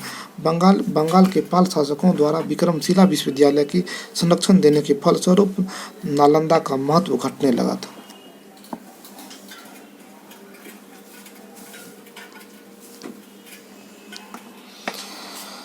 प्रथम मगध साम्राज्य का उत्कर्ष किस शताब्दी में हुआ था? छठी शताब्दी ईस्वी पूर्व में मगध साम्राज्य का वास्तविक संस्थापक राजा बिंबिसार द्वारा किया गया। 6ठी शताब्दी में उत्कर्ष आया था। प्रथम मगध साम्राज्य का महत्व तथा वास्तविक संस्थापक राजा बिंबिसार था। मगध की राजधानी कहाँ थी? पाटलिपुत्र भी था। क्वेश्चन कर दिया है। मगध की राजधानी कहाँ था? पाटलिपुत्र था। मगध की राजधानी पाटलिपुत्र और गिरिब्रज दोनों हैं। मगध की राजधानी पाटलिपुत्र और गिरिब्रज दोनों हैं, इसीलिए ऑप्शन में ए और सी दोनों होना चाहिए। साली तो नहीं होगा, ये नहीं होगा, ये भी नहीं होगा। आइए हम लोग इसका देखते हैं। मगध की आरंभिक राजधानी गिरिब्रज था। मगध की आरंभिक राजधानी गिरिब्रज था। बाद में उदयन ने पाटलिपुत्र को राजधानी बनाया था। गुप्त काल तक मगध की राजधानी बनी रही थी। मगध साम्राज्य पर शासन करने वाले प्रथम राजवंश के विषय में बौद्ध ग्रंथों एवं पुराणों को अलग अलग विवरण मिलता है।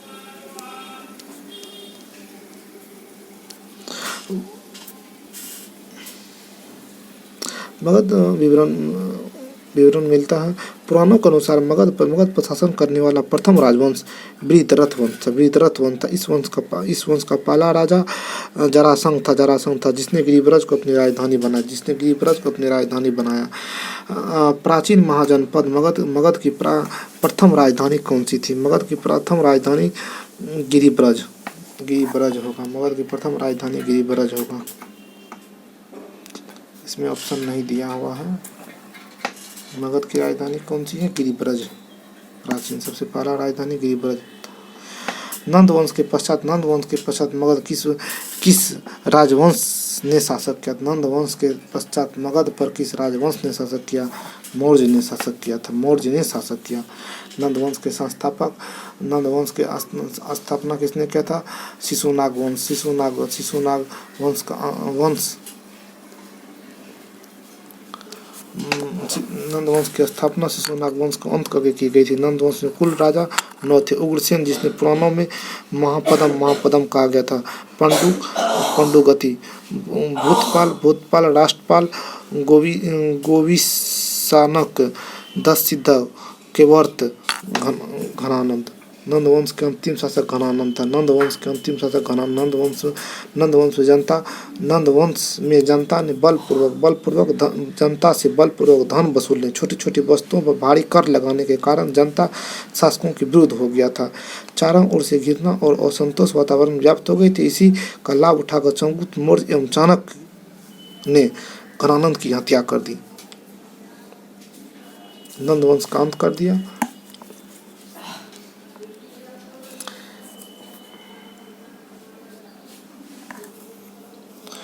जिसके ग्रंथ में चंद्रगुप्त मौर्य का विशिष्ट रूप से वर्णन हुआ है, वह है विशाखदत्त। चंद्रगुप्त मौर्य का विशिष्ट रूप से वर्णन हुआ है। जिसके ग्रंथ में चंद्रगुप्त मौर्य का विशिष्ट रूप से वर्णन हुआ है विशाखदत्त कृत मुद्रा राक्षस ने चंद्रगुप्त मौर्य के विषय में विस्तृत सूचना प्राप्त है। इस ग्रंथ में चंद्रगुप्त मौर्य को नंदराज का पुत्र माना गया है। मुद्रा राक्षस चंद्रगुप्त मौर्य को वृषल तथा कुलहीन भी कहा गया है। 18वीं शताब्दी में धुंडी राज ने मुद्रा राक्षस पर टीका किया था। मुद्रा राक्षस के अतिरिक्त विशाखदत्त के नाम से 2 अन्य रचनाओं का भी उल्लेख प्राप्त हुआ है। देवी चंद्रगुप्त तथा अभिसारिका वचित्र अभिसारिक बंधिक और पर्याय था। निम्नलिखित में से मगध का कौन सा राजा सिकंदर महान के समकालीन था? घनानंद जो है ना, घनानंद मगध के राजा थे। यही सिकंदर के समकालीन थे।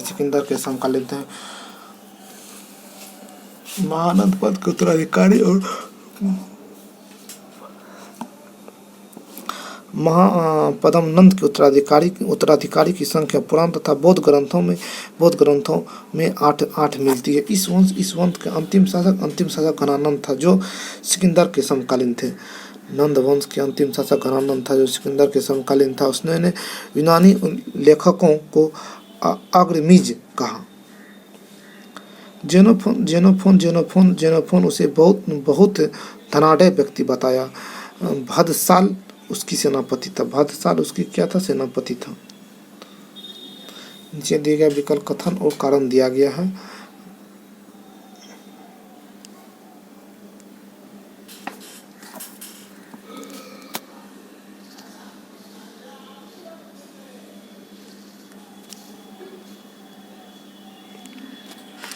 आगे हम लोग यहाँ से देखते हैं। पाटलिपुत्र में स्थित चंद्रगुप्त का महल मुख्यतः बना था लकड़ी का। पाटलिपुत्र में स्थित चंद्रगुप्त का महल किसे बना था? लकड़ी से बना था। बिहार के पटना समीप बुलंदी बाग कुम्हरार में की गई खुदाई से मौर्य काल के लकड़ी के विशाल भवनों के अवशेष प्रकाश में आए हैं। इन्हें प्रकाश में लाने का श्रेय स्पूनर महोदय को है। बुलंदी बाग के निकट बुलंदी बाग से नगर के परकोटे के अवशेष तथा कुम्हरार से राजप्रसाद के अवशेष प्राप्त हुए। अष्टप्रधान मराठा साम्राज्य में शिवाजी से था। वहीं अष्टदिग्गज विजयनगर साम्राज्य से। अष्टदिग्गज पूछेगा तो विजयनगर साम्राज्य से। अष्टप्रधान मराठा साम्राज्य से है। आंसर इसका क्या होगा? डी होगा, शिवाजी हो जाएगा। शिवाजी के राज्य के प्रशासन के लिए केंद्रीय स्तर पर अष्टप्रधान की व्यवस्था की गई थी, जिसमें 8 मंत्रियों को नियुक्त किया गया था, जिसमें पेशवा, आमत, मंत्री, सचिव, सुमंत, सेनापति, पंडितराव एवं न्यायाधीश शामिल थे। ये शिवाजी के राज प्रशासन के आधुनिक काल के सचिवों की भांति कार्य करते थे। इनका कार्य राजा को परामर्श देना मात्र था। इसे किसी भी अर्थ में मंत्रिमंडल नहीं कहा जा सकता था। प्रत्येक मंत्री राजा के प्रति उत्तरदायी था। निम्नलिखित में से किस मौर्य राजा ने दक्कन की विजय प्राप्त की थी? कौन सी मौर्य राजा ने? कुणाल है जो दक्कन की विजय प्राप्त किया था। दक्कन की विजय प्राप्त किसने किया था? कुणाल ने किया था। कुणाल ने मौर्य वंश के संस्थापक चंद्रगुप्त मौर्य ने दक्षिण भारत की विजय किया था। इसके संदर्भ में अशोक के अभिलेख, जैन और तमिल साक्ष्यों की जानकारी प्राप्त हुई। दक्षिण भाग के अनेक स्थलों में अशोक के अभिलेख प्राप्त हुए, किंतु अशोक ने एकमात्र कलिंग विजय की थी। ऐसी स्थिति में दक्षिण में विजय का श्रेय हमें चंद्रगुप्त मौर्य को ही देना पड़ेगा, क्योंकि बिंदुसार विजय की अत्यंत संदिग्ध है। इतिहास में उसे एक विजेता के रूप में स्मरण नहीं किया जाता है। जैन एवं तमिल साक्ष्य चंद्रगुप्त मौर्य की दक्षिण विजय की पुष्टि करते हैं। अभिलेख जिसे प्रमाणित होता है कि चंद्रगुप्त का प्रभाव पश्चिम भारत पर था। रुद्रदामन जूनागढ़ अभिलेख से चंद्रगुप्त का प्रभाव पश्चिम भारत पर था। किस अभिलेख से प्राप्त होता है? रुद्रदामन का जूनागढ़ शिलालेख, रुद्रदामन का जूनागढ़ अभिलेख से जब प्राप्त होता चंद्रगुप्त का प्रभाव पश्चिम भारत पर था।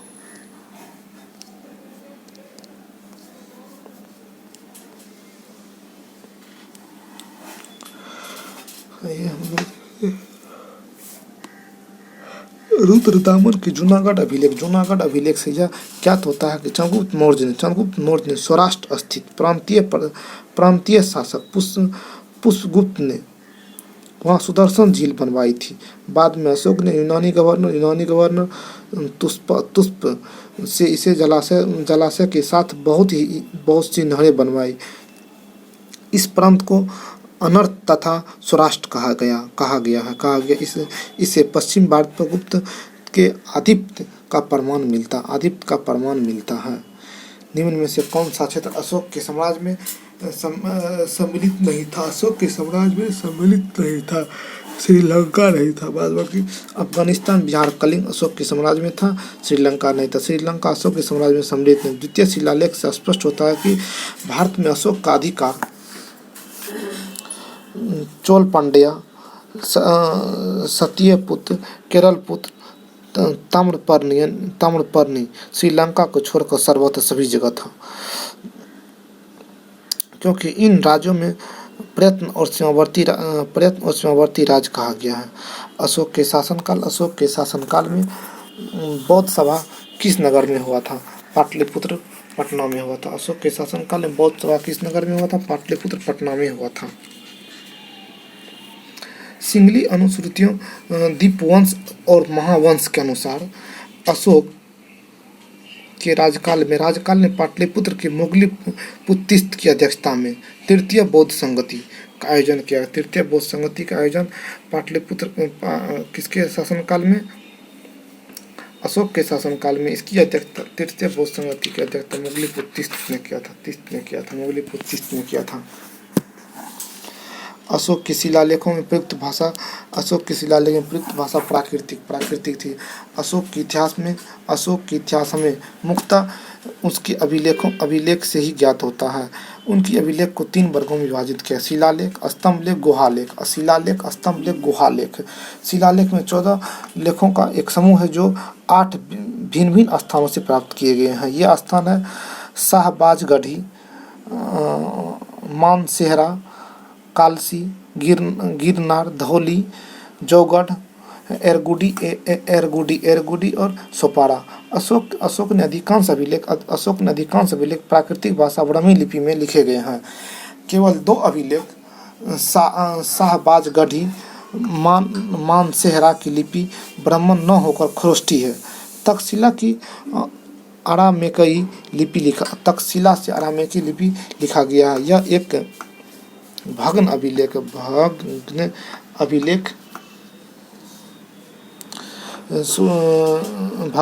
सूर्यकुंड नामक स्थान से यूनानी तथा अरामेकई लिपियों में लिखा गया है। द्वितीय भाषी यूनान एवं सीरिया भाषा अभिलेख तथा लगमान नामक स्थान से अरामेइक लिपि में लिखा गया अशोक का अभिलेख प्राप्त है। निम्नलिखित में से प्राचीन भारत की कौन सी लिपि दाहिने से बाईं, दायां से बाईं, खरोष्ठी लिपि दायां से बाईं ओर लिखा जाता है? खरोष्ठी लिपि प्राचीन भारत में खरोष्ठी लिपि दाएं से बाएं की तरफ लिखी जाती थी। इसमें पढ़ने का श्रेय मैसन, प्रिंसेप, नेरिस, लिसेन, कनिंगम आदि विद्वानों को है। यह मुख्यतः उत्तर पश्चिम भारत की लिपि थी। अशोक के धम्म का मूल संदेश क्या है? अशोक के धम्म का मूल संदेश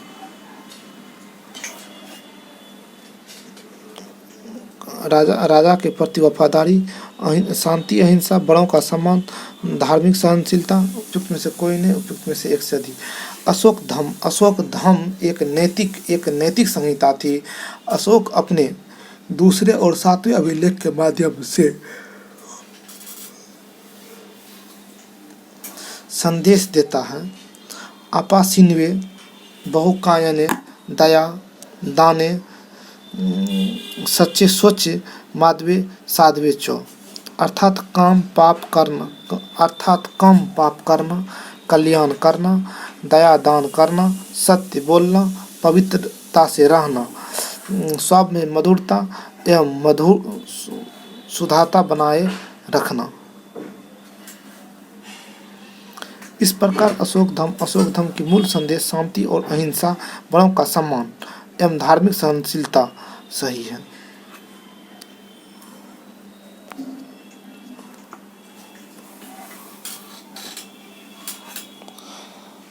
केवल वह स्तंभ जिसमें अशोक ने स्वयं को मगध का सम्राट बताया था। भ्राबो स्तंभ लेख में अशोक ने स्वयं को मगध का सम्राट बताया था। पियदसी लाजा मगध संघ अभिवादे तुन आहा पावा धनक जो अभिलेख। यही अभिलेख अशोक के बौद्ध धर्मावली प्रमाणित करता है। क्वेश्चन 83 नंबर का रहा है क्वेश्चन, अपने शिलालेख में अशोक सामान्यतः किस नाम से जाने जाते हैं? प्रियदर्शी। अशोक अपने शिलालेख में किस नाम से जाते हैं? प्रियदर्शी के नाम से अशोक जानते हैं।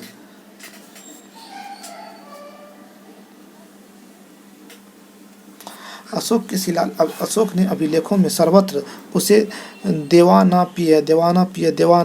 देवानापियदसी देवताओं का प्रिय और देखने में सुंदर देवानम प्रियदर्शी तथा राजा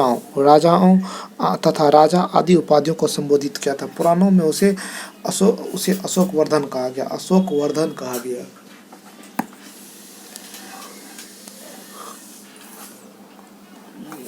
कौटिल्य के अर्थशास्त्र में किस पहलू पर प्रकाश डाला गया है? कौटिल्य के अर्थशास्त्र में राजनीतिक नीतियों पर प्रकाश डाला गया। कौटिल्य के अर्थशास्त्र में राजनीतिक नीतियों पर प्रकाश डाला गया है।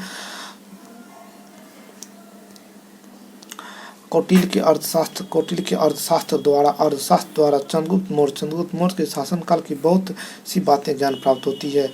यह वस्तुतः ऐतिहासिक ग्रंथ नहीं है, अपितु राजनीतिक शास्त्र एक अद्वितीय ग्रंथ है। इसकी तुलना मैकियावेली की प्रिंस ने की।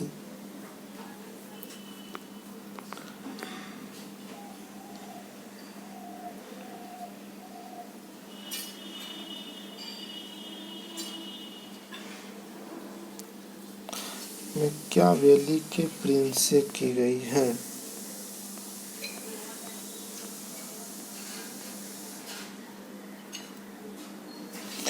कौटिल्य की पुस्तक अर्थशास्त्र किस विषय पर आधारित है?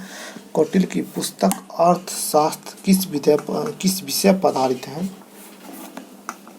आर्थिक संबंध, शासनकाल के सिद्धांत और अभ्यास, विदेश नीति, धन संचय। आइए हम लोग इसका विश्लेषण देते हैं।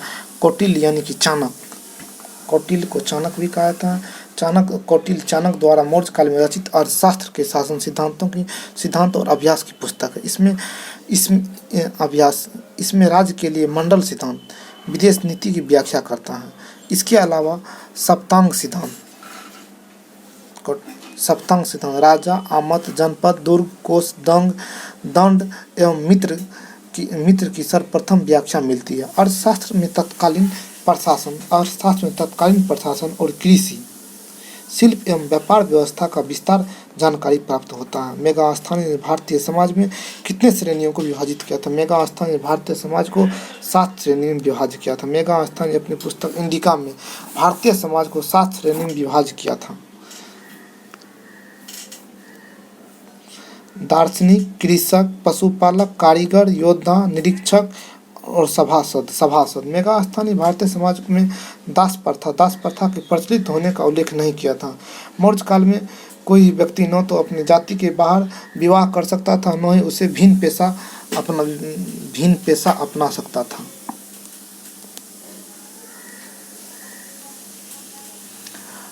मौर्य समाज का 7 वर्गों में विभाजन विशेष रूप से उल्लेख किया गया है।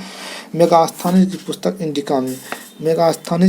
इंडिका में जो है ना, विशेष रूप से इसका उल्लेख किया गया है।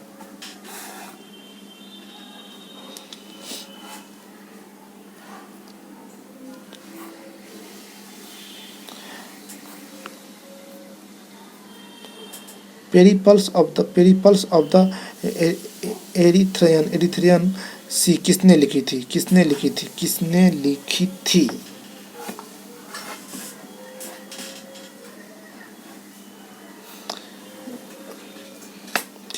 थी? टेरियस, Pliny, Ptolemy, Strabo. Periplus of the Erythraean sea एक ग्रीको रोमन पेरिप्लस है। यह रोमन मिस्र के बंदरगाहों से नेविगेशन और व्यापार के अवसरों का वर्णन करता है। इसे लगभग 60 ईस्वी में अलेक्जेंडर ने एक अनाम नाविका ने लिखा है। इसे भारत से आयात निर्यात की जाने वस्तु के उल्लेख किया गया है। 89 क्वेश्चन कह रहा है, वह स्रोत जिसमें पाटलिपुत्र के प्रशासन का वर्णन उपलब्ध है। पाटलिपुत्र के प्रशासन का वर्णन उपलब्ध है इंडिका में। पाटलिपुत्र के प्रशासन का वर्णन उल्लेख है इंडिका में। पाटलिपुत्र नगर का प्रशासन मेगा स्थानीय की इंडिका से प्राप्त होता है। मेगा स्थानीय ने पाटलिपुत्र नगर परिषद के 5 सदस्यों में 6 समितियों का उल्लेख है। वह नगर के पदाधिकारी को एस्ट्रोनोमोई कहता है। पाटलिपुत्र के किस शासक ने सर्वप्रथम अपनी राजधानी बनाए थे? किस शासक ने अपनी सर्वप्रथम राजधानी बनाई थी? पाटलिपुत्र को चंद्रगुप्त मौर्य ने अपना सबसे पहले राजधानी बनाई थी। वस्तुतः पाटलिपुत्र की स्थापना गंगा एवं सोन के संगम पर हर्यक वंश के शासक उदयन ने किया था। अपनी राजधानी राजगिरी से पाटलिपुत्र स्थानांतरित उदयन ने किया था, किंतु विकल्प में उदयन नहीं दिया गया, इसीलिए चंद्रगुप्त मौर्य होगा। इनमें से किसने व्यापक पैमाने पर स्वर्ण मुद्रा का प्रचलन किया था? पुष्यमित्र शुंग, मेनांडर,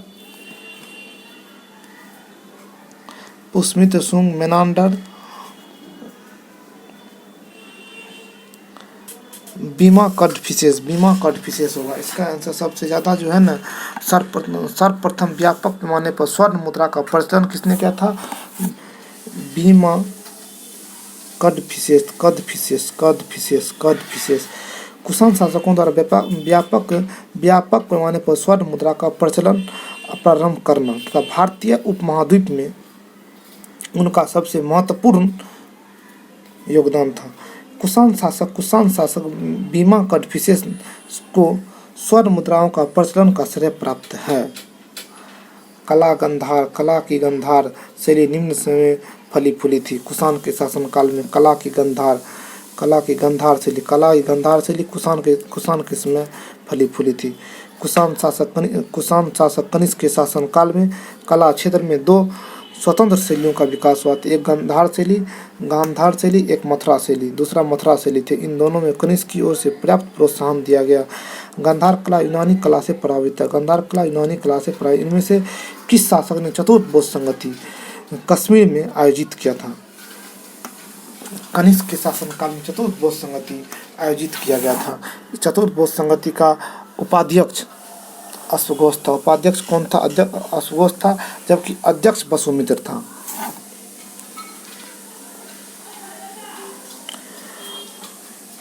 बौद्ध धर्म की चतुर्थ संगति कुषाण शासक कनिष्क के शासनकाल में कश्मीर के कुंडलवन कश्मीर में हुआ था। इसकी अध्यक्षता वसुमित्र ने किया था तथा अश्वघोष इसका उपाध्यक्ष बने थे। इस सभा में महासंघिकों का वर्चस्व था। यहाँ बौद्ध ग्रंथों की कठिन अंशों पर सम्यक विचार किया गया था। प्रत्येक पिटक पर भाष्य लिखकर उन्होंने विभाशास्त्र नामक टीकाओं का संकलन कर दिया गया। इसी समय बौद्ध हीनयान और महायान 2 संप्रदाय में विभक्त हो गया था। शुंग वंश के बाद किस वंश ने भारत को पराजित किया था? कन्नब वंश ने शुंग वंश के बाद किस वंश ने भारत पराजित किया था? कन्नब वंश ने किया था। कन्नब वंश ने भारत पराजित। शुंग वंश के अंतिम शासक देवभूति अपने आमत वासुदेव के षड्यंत्रों द्वारा मारा डाला गया। वासुदेव ने जिस नवीन राजवंश की नींव डाली थी वह कन्नब या कन्वायन नाम से जाना जाता है। शुंगों के समान यही ब्राह्मण वंश था।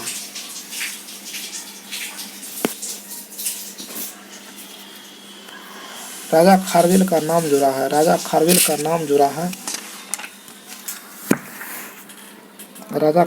नाम किससे जुड़ा है?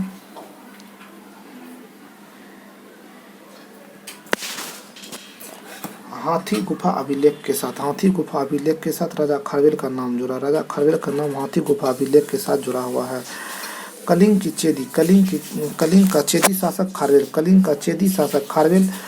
का चेदी शासक कौन है? खारवेल प्राचीन इतिहास में महानतम सम्राटों में से एक था। उड़ीसा प्रांत के भुवनेश्वर से 3 मील दूरी तक स्थित उदयगिरी पहाड़ी में हाथी गुफा एक बिना तिथि का अभिलेख प्राप्त हुआ है। इसमें खारवेल के बचपन, शिक्षा, राज्याभिषेक तथा राजा होने के बाद 13 वर्षों तक शासन की घटनाओं का क्रमबद्ध विवरण किया गया है। यह अभिलेख खारवेल के इतिहास बनने का एकमात्र हाथी गुफा अभिलेख में जो खारगिल के इतिहास के जानने का एकमात्र स्रोत है।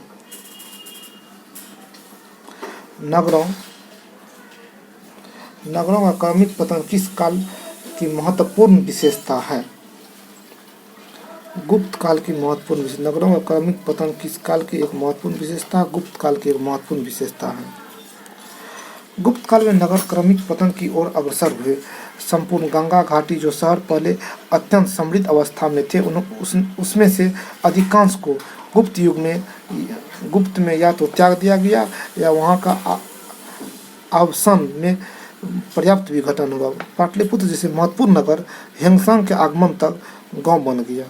मथुरा जैसे महत्वपूर्ण नगर एवं कुम्हरार, सोनपुर, सोहगौड़ा और उत्तर प्रदेश में गंगा घाटी के अनेक महत्वपूर्ण केंद्र का ह्रास के ही प्रमाण प्रस्तुत करते हैं।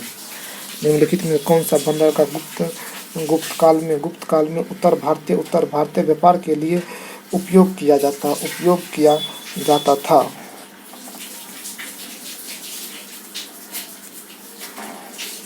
कलम, ताम्रलिपि, भोचर, कोम्बे। उपयुक्त में से कोई नहीं, इसमें से एक से अधिक। आइए हम लोग इसका देखते हैं डिस्कशन। गुप्त काल में बंगाल में ताम्रलिपि एक प्रमुख बंदरगाह था, जहाँ से उत्तर भारत के साथ दक्षिण पूर्व एशिया, चीन, लंका, जावा, सुमात्रा आदि देशों का व्यापार होता था। पश्चिमी भारत का प्रमुख बंदरगाह भिक्षुक भोचर था, जहाँ से पश्चिमी देशों के साथ समुद्री व्यापार होता था। इसके अलावा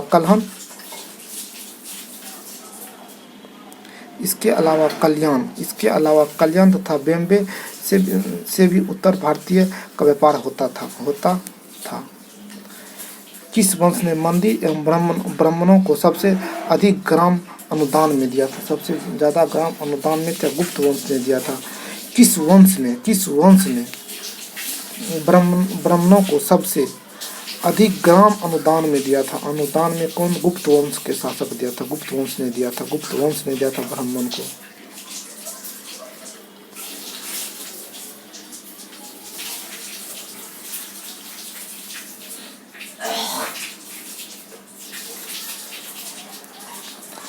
गुप्त वंश के शासक मंदिर एवं ब्राह्मणों को सबसे अधिक ग्राम अनुदान में दिए थे। गुप्त लेखकों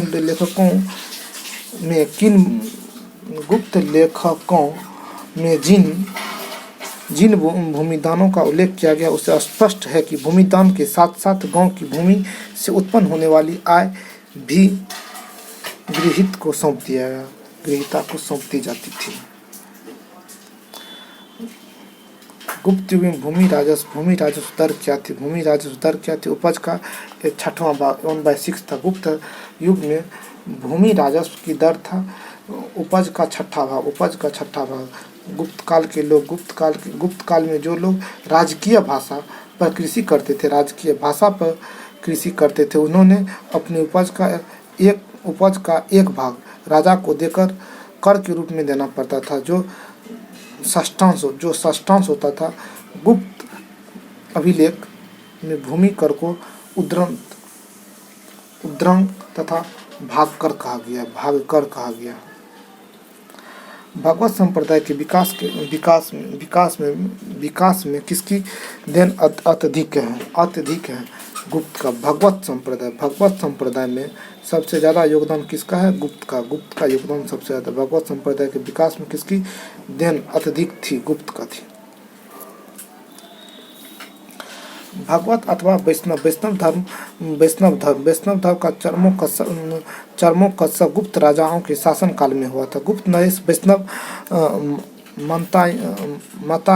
मतायुनी थे। उन्होंने इसे अपना राजधर्म बनाया। अधिकांश शासक परम भगवत की उपाधि धारण करते थे। विष्णु का वाहन गरुड़ गुप्तों का राजचिन्ह था। गुप्त का राजचिन्ह क्या था? गरुड़ था। इन्होंने इनमें से किसने पहली बार यह व्याख्या की कि पृथ्वी के अपनी धुरी पर घूमने के कारण प्रतिदिन सूर्योदय और सूर्यास्त होता है। ये किसने बोला था? आर्यभट्ट ने बोला था। आर्यभट्ट ने ही शून्य का खोज किया था। आर्यभट्ट ने किसका खोज किया था? शून्य का खोज किया था। सूर्य प्रतिदिन सूर्योदय और सूर्यास्त अपनी धुरी पर घूमता है, यह किसने बोला था? आर्यभट्ट ने बोला था। आर्यभट्ट प्रथम व्यक्ति जिन्होंने यह व्याख्या की थी पृथ्वी अपनी धुरी पर घूमने के कारण प्रतिदिन सूर्योदय और सूर्यास्त होता है।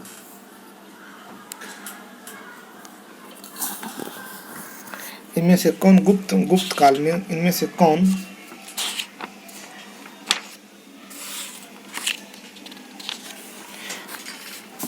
से कौन गुप्त काल में औषधि के क्षेत्र में अपने कार्य के लिए जाने जाते हैं औषधि के क्षेत्र में? शूद्रक, सोमली, शौनक। सुद्रुत जो है शल्य चिकित्सक है। सुद्रुत क्या है? शल्य चिकित्सक है। शूद्रक नाटककार है। सुद्रुत शल्य चिकित्सक है। सुद्रुत क्या है? शल्य चिकित्सक है। शूद्रक क्या है? नाटककार है। शूद्रक क्या है? नाटककार। शूद्रक क्या है? नाटककार। शूद्रक क्या है? नाटककार है। शूद्रक क्या है? नाटककार है। आइए हम लोग इसका डिस्कशन देखते हैं। शूद्रत सल क्रिया का जनक। शूद्रत को सल क्रिया का जनक कहा जाता है। शूद्रत को सल क्रिया का जनक कहा दिया। काशी के रहने वाले थे। इस काल में लगभग 600 ईस्वी पूर्व माना जाता है। इस काल को 600 ईस्वी पूर्व माना जाता है। सोनक ऋग्वेद कालीन ऋषि थे। शूद्रक गुप्त कालीन नाटककार यानी कि साहित्यकार थे। सोमली गुप्त कालीन नाटककार थे जिसने कालिदास की भाषा और कवि पुत्र के साथ याद किया जाता है इस प्रकार गुप्त काल में औषधि क्षेत्र में उपर्युक्त में किसी ने कार्य नहीं किया था। यद्यपि बिहार लोक सेवा आयोग ने प्रारंभ तो ये माना, ठीक, शूद्रत को माना। अवधि क्षेत्र में शूद्रत हो गया, चूँकि गुप्त काल में शूद्रत समान करीब 100 इतना से लेकर इतना था माना गया है, यह उचित नहीं। चीनी यात्री हेंगसांग किस विश्वविद्यालय में अध्ययन किया करता था? नालंदा विश्वविद्यालय में। चीनी यात्री हेंगसांग नालंदा विश्वविद्यालय में अध्ययन किया करते थे। चीनी यात्री हेंगसांग हर्षवर्धन के शासनकाल में भारत आया था। 637 ईस्वी में हेंगसांग नालंदा विश्वविद्यालय गया था। इस समय यहाँ कुलपति आचार्य शीलभद्र थे।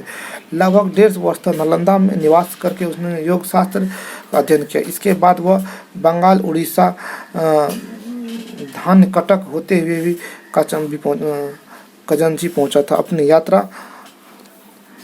अपनी यात्रा की दूसरे दौर में हेंगसांग पुनः नालंदा आया और व्याख्यान दिए। हेंगसांग की भारत यात्रा के समय सूती कपड़ों का उत्पादन के लिए प्रसिद्ध नगर मथुरा थी। प्रसिद्ध नगर कौन सी थी? मथुरा थी। चीनी यात्री हेंगसांग हर्षवर्धन के शासनकाल में भारत मथुरा एक औद्योगिक नगरी थी, वस्त्र औद्योगिक नगरी थी। अर्थशास्त्र से ज्ञात होता है कि इसके सूती वस्त्र उत्कृष्टता के लिए प्रसिद्ध है। हेंगसांग ने मथुरा की आर्थिक समृद्धि और व्यापारिक प्रगति की पुष्टि की है। वह लिखता है कि मथुरा बाजारों में बिकने वाली वस्तु काफी सजा कर रखी जाती थी। कबीवान निवासी कहाँ का था? कबीवान पाटलिपुत्र का निवासी था। वान भट्ट हर्षवर्धन के दरबारी कवि थे। ये पाटलिपुत्र क्षेत्र में निवास करते थे। हर्षचरित कादम्बरी चंडी शतक के इनकी प्रमुख रचना है। हर्षवर्धन की रचना, वान भट्ट की रचना हर्षचरित कादम्बरी चंडी शतक, ये सब किसका है? हर्षवर्धन की रचना। हर्षवर्धन नहीं, वान भट्ट की रचना। हर्षवर्धन की दरबार कविता वान भट्ट।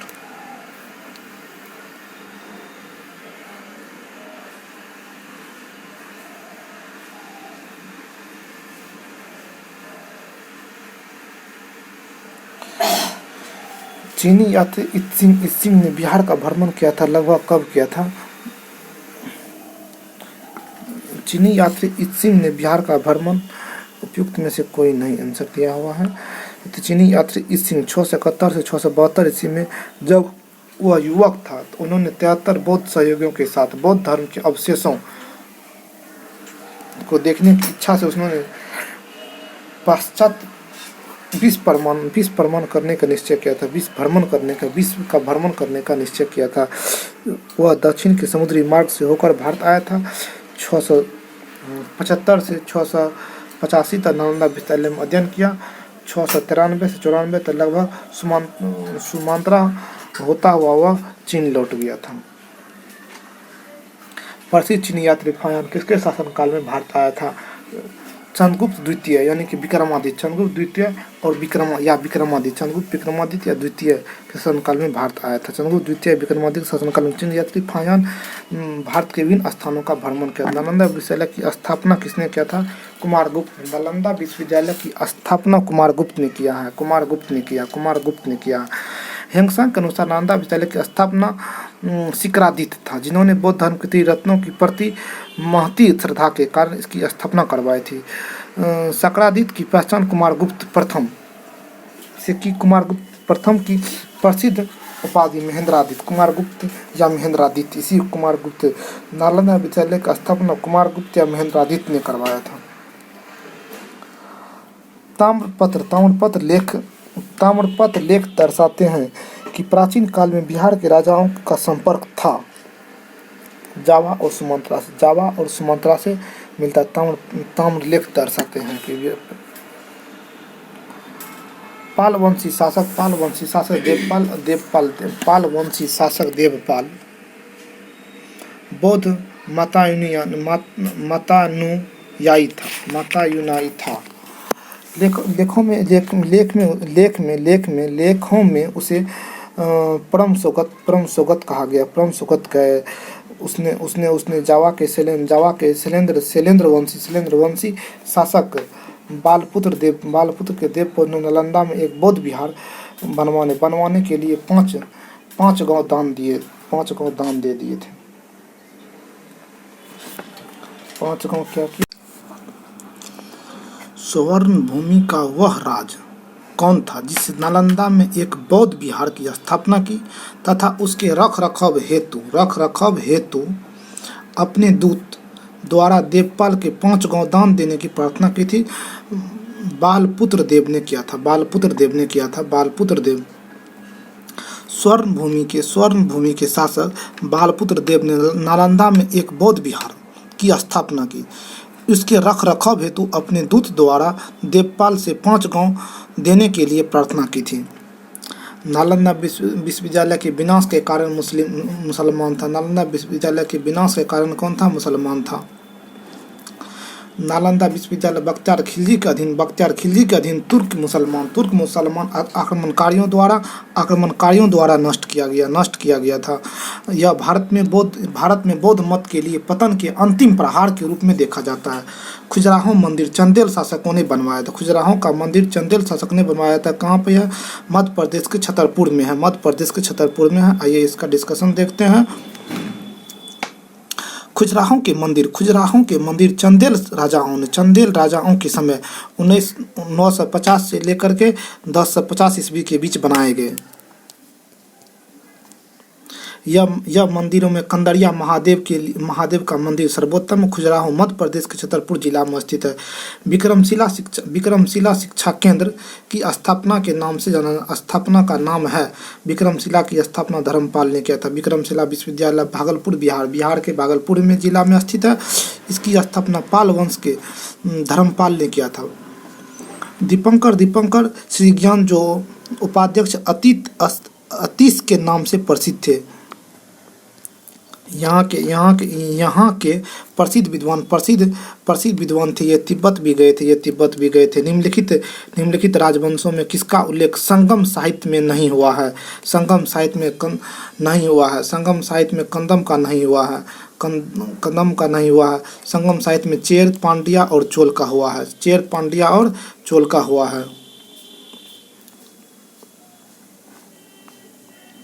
संगम साहित्य केवल चोल, चेर, पांड्या राजाओं का उद्भव और विकास का विवरण प्राप्त होता है। इन राजाओं के विविध राजाओं का शासनकाल स्पष्ट निर्धारण संभव न होने पर भी संगम साहित्य की कृष्णा नदी के दक्षिण में सुदूर प्रायद्वीप तक राजनीतिक गतिविधियों पर पर्याप्त प्रकाश पड़ता है। संगम युग में उरेयूर किस लिए विख्यात था? उरेयूर किस लिए विख्यात था? कपास के व्यापार के महत्वपूर्ण केंद्र था। उरेयुग जो है ना, कपास के व्यापार के महत्वपूर्ण केंद्र था। कपास के व्यापार के महत्वपूर्ण केंद्र था। तमिलनाडु के चिरुपल्ली में अवस्थित कावेरी नदी के तट पर उरेयुग संगमकालीन चोल की राजधानी थी। संगमकालीन चोल की राजधानी थी। यह कारी एवं वरानम नामों से भी प्रसिद्ध था। संगम युग में उरेयूर कपास तथा सूती वस्त्रों के बहुत बड़ा केंद्र था। मुद्रा राक्षस के लेखक विशाखदत्त। मुद्रा राक्षस के लेखक कौन है? विशाखदत्त है। मुद्रा राक्षस के लेखक विशाखदत्त। मुद्रा राक्षस की रचना विशाखदत्त ने की थी। इस ग्रंथ में मौर्य साहित्य मुख्यतः चंद्रगुप्त मौर्य के जीवन के विषय में जानता मिलता है। चंद्रगुप्त मौर्य के विरिशल और कुलीन कहा गया। चंद्रगुप्त मौर्य को विरिशल तथा कुलीन कहा गया है। धुंडीराज ने मुद्रा राक्षस पर टीका लिखा। पृथ्वीराज राजसो के लेखक चंदवरदाय। पृथ्वीराज राजसो के लेखक कौन है? चंदवरदाय। चौहानी वंश शासक पृथ्वीराज तृतीय या पायथ्युरा ने के दरबारी कवि चंदबरदाई ने पृथ्वीराज राजसो की रचना की थी। स्वप्नवास दत्त के लेखक कौन है? भास। स्वप्नवास दत्त के लेखक कौन है? भास है। महाकवि भास के नाम से 13 नाटक उपलब्ध, जिसमें से 1909 ईस्वी में श्री टी गणपति शास्त्री ने ट्रावंकोर कोचीन राज्य से प्राप्त किया था। नाटकों के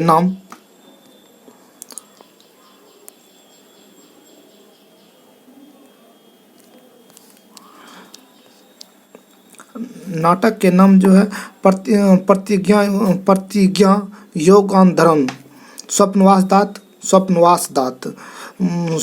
दत्ता, उरुभंग, दूतवाक, पंचरात, बालचरित्र, दूत घटोत्कच, कर्णभार, मध्यम व्यायोग, प्रतिमा नाटक, अभिषेक नाटक, अभिमारक एवं चारुदत्त ये सब हुआ करता था। कुमार संभवम महाकाव्य किस कवि की लिखा? कालिदास। कुमार संभवम की रचना कालिदास, महाकवि कालिदास ने की थी। इसमें 17 सर्ग, जिसमें प्राकृतिक चित्रण, कार्तिकेयन की जन्म की कथा है। किराता जुर्नीय पुस्तक किसने लिखा था? भाड़वी ने लिखा था। किराता अर्जुनीय पुस्तक किसने लिखा था? भाड़वी ने लिखा था। किराता जुर्नीय पुस्तक के लेखक भाड़वी। इस पुस्तक की कथा वस्तु महाभारत से ली गई। इसमें अर्जुन तथा किरात वेशधारी शिव के बीच युद्ध का वर्णन है। उन स्रोतों को नाम बताएं जो प्राचीन भारत के व्यापारिक मार्ग पर मौन है।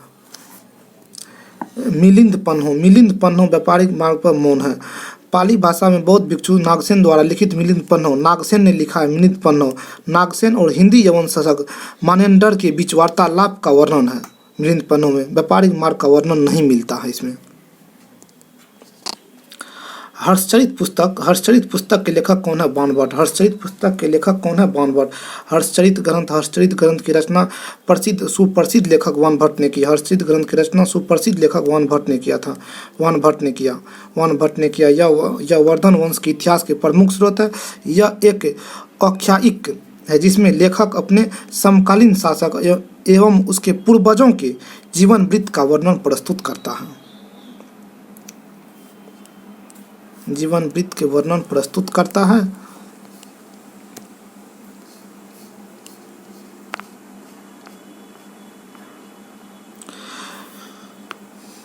चोल साम्राज्य की स्थापना विजयालय ने किया था।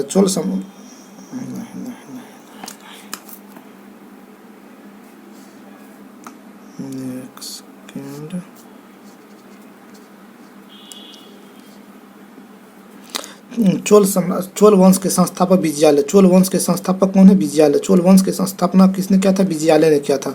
चोल वंश की स्थापना किसने किया था? विजयालय ने किया। चोल वंश की स्थापना किसने किया? विजयालय ने किया।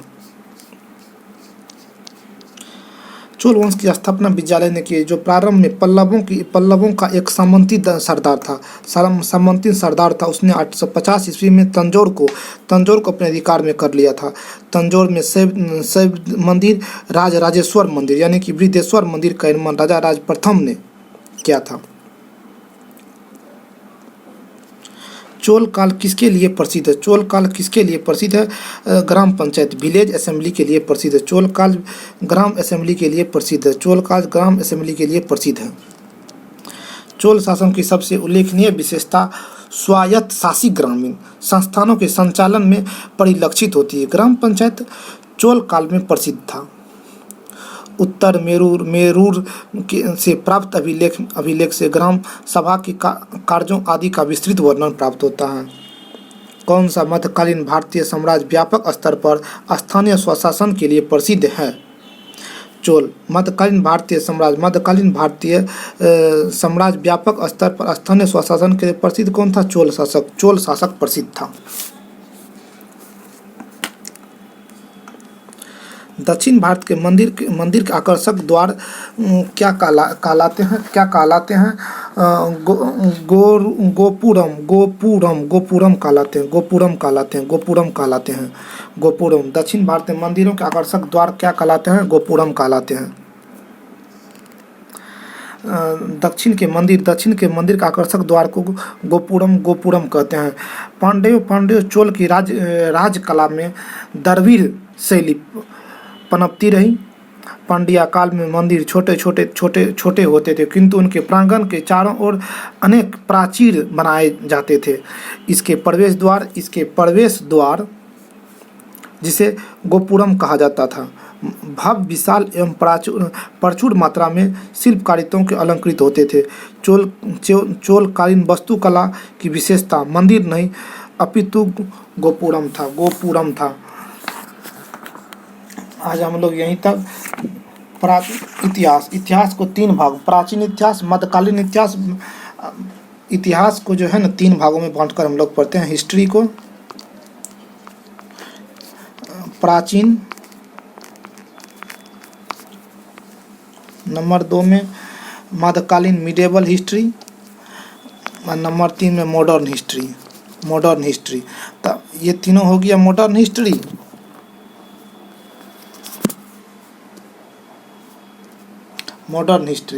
अब हम जो है पहला पार्ट हम पढ़ लिए हैं, घटना चक्र का पहला पार्ट, प्राचीन भारत के इतिहास। आज हम लोग जितना भी क्वेश्चन था 126 क्वेश्चन था, टोटल 126 क्वेश्चन कर लिए हैं। अब आगे पार्ट आएगा मिडेवल हिस्ट्री का। तो ठीक है दोस्तों, आप लोग इस वीडियो को देखें, ज़्यादा से ज़्यादा शेयर करें, चैनल को भी सब्सक्राइब करें। Thank you. ठीक है, आज यहीं तक।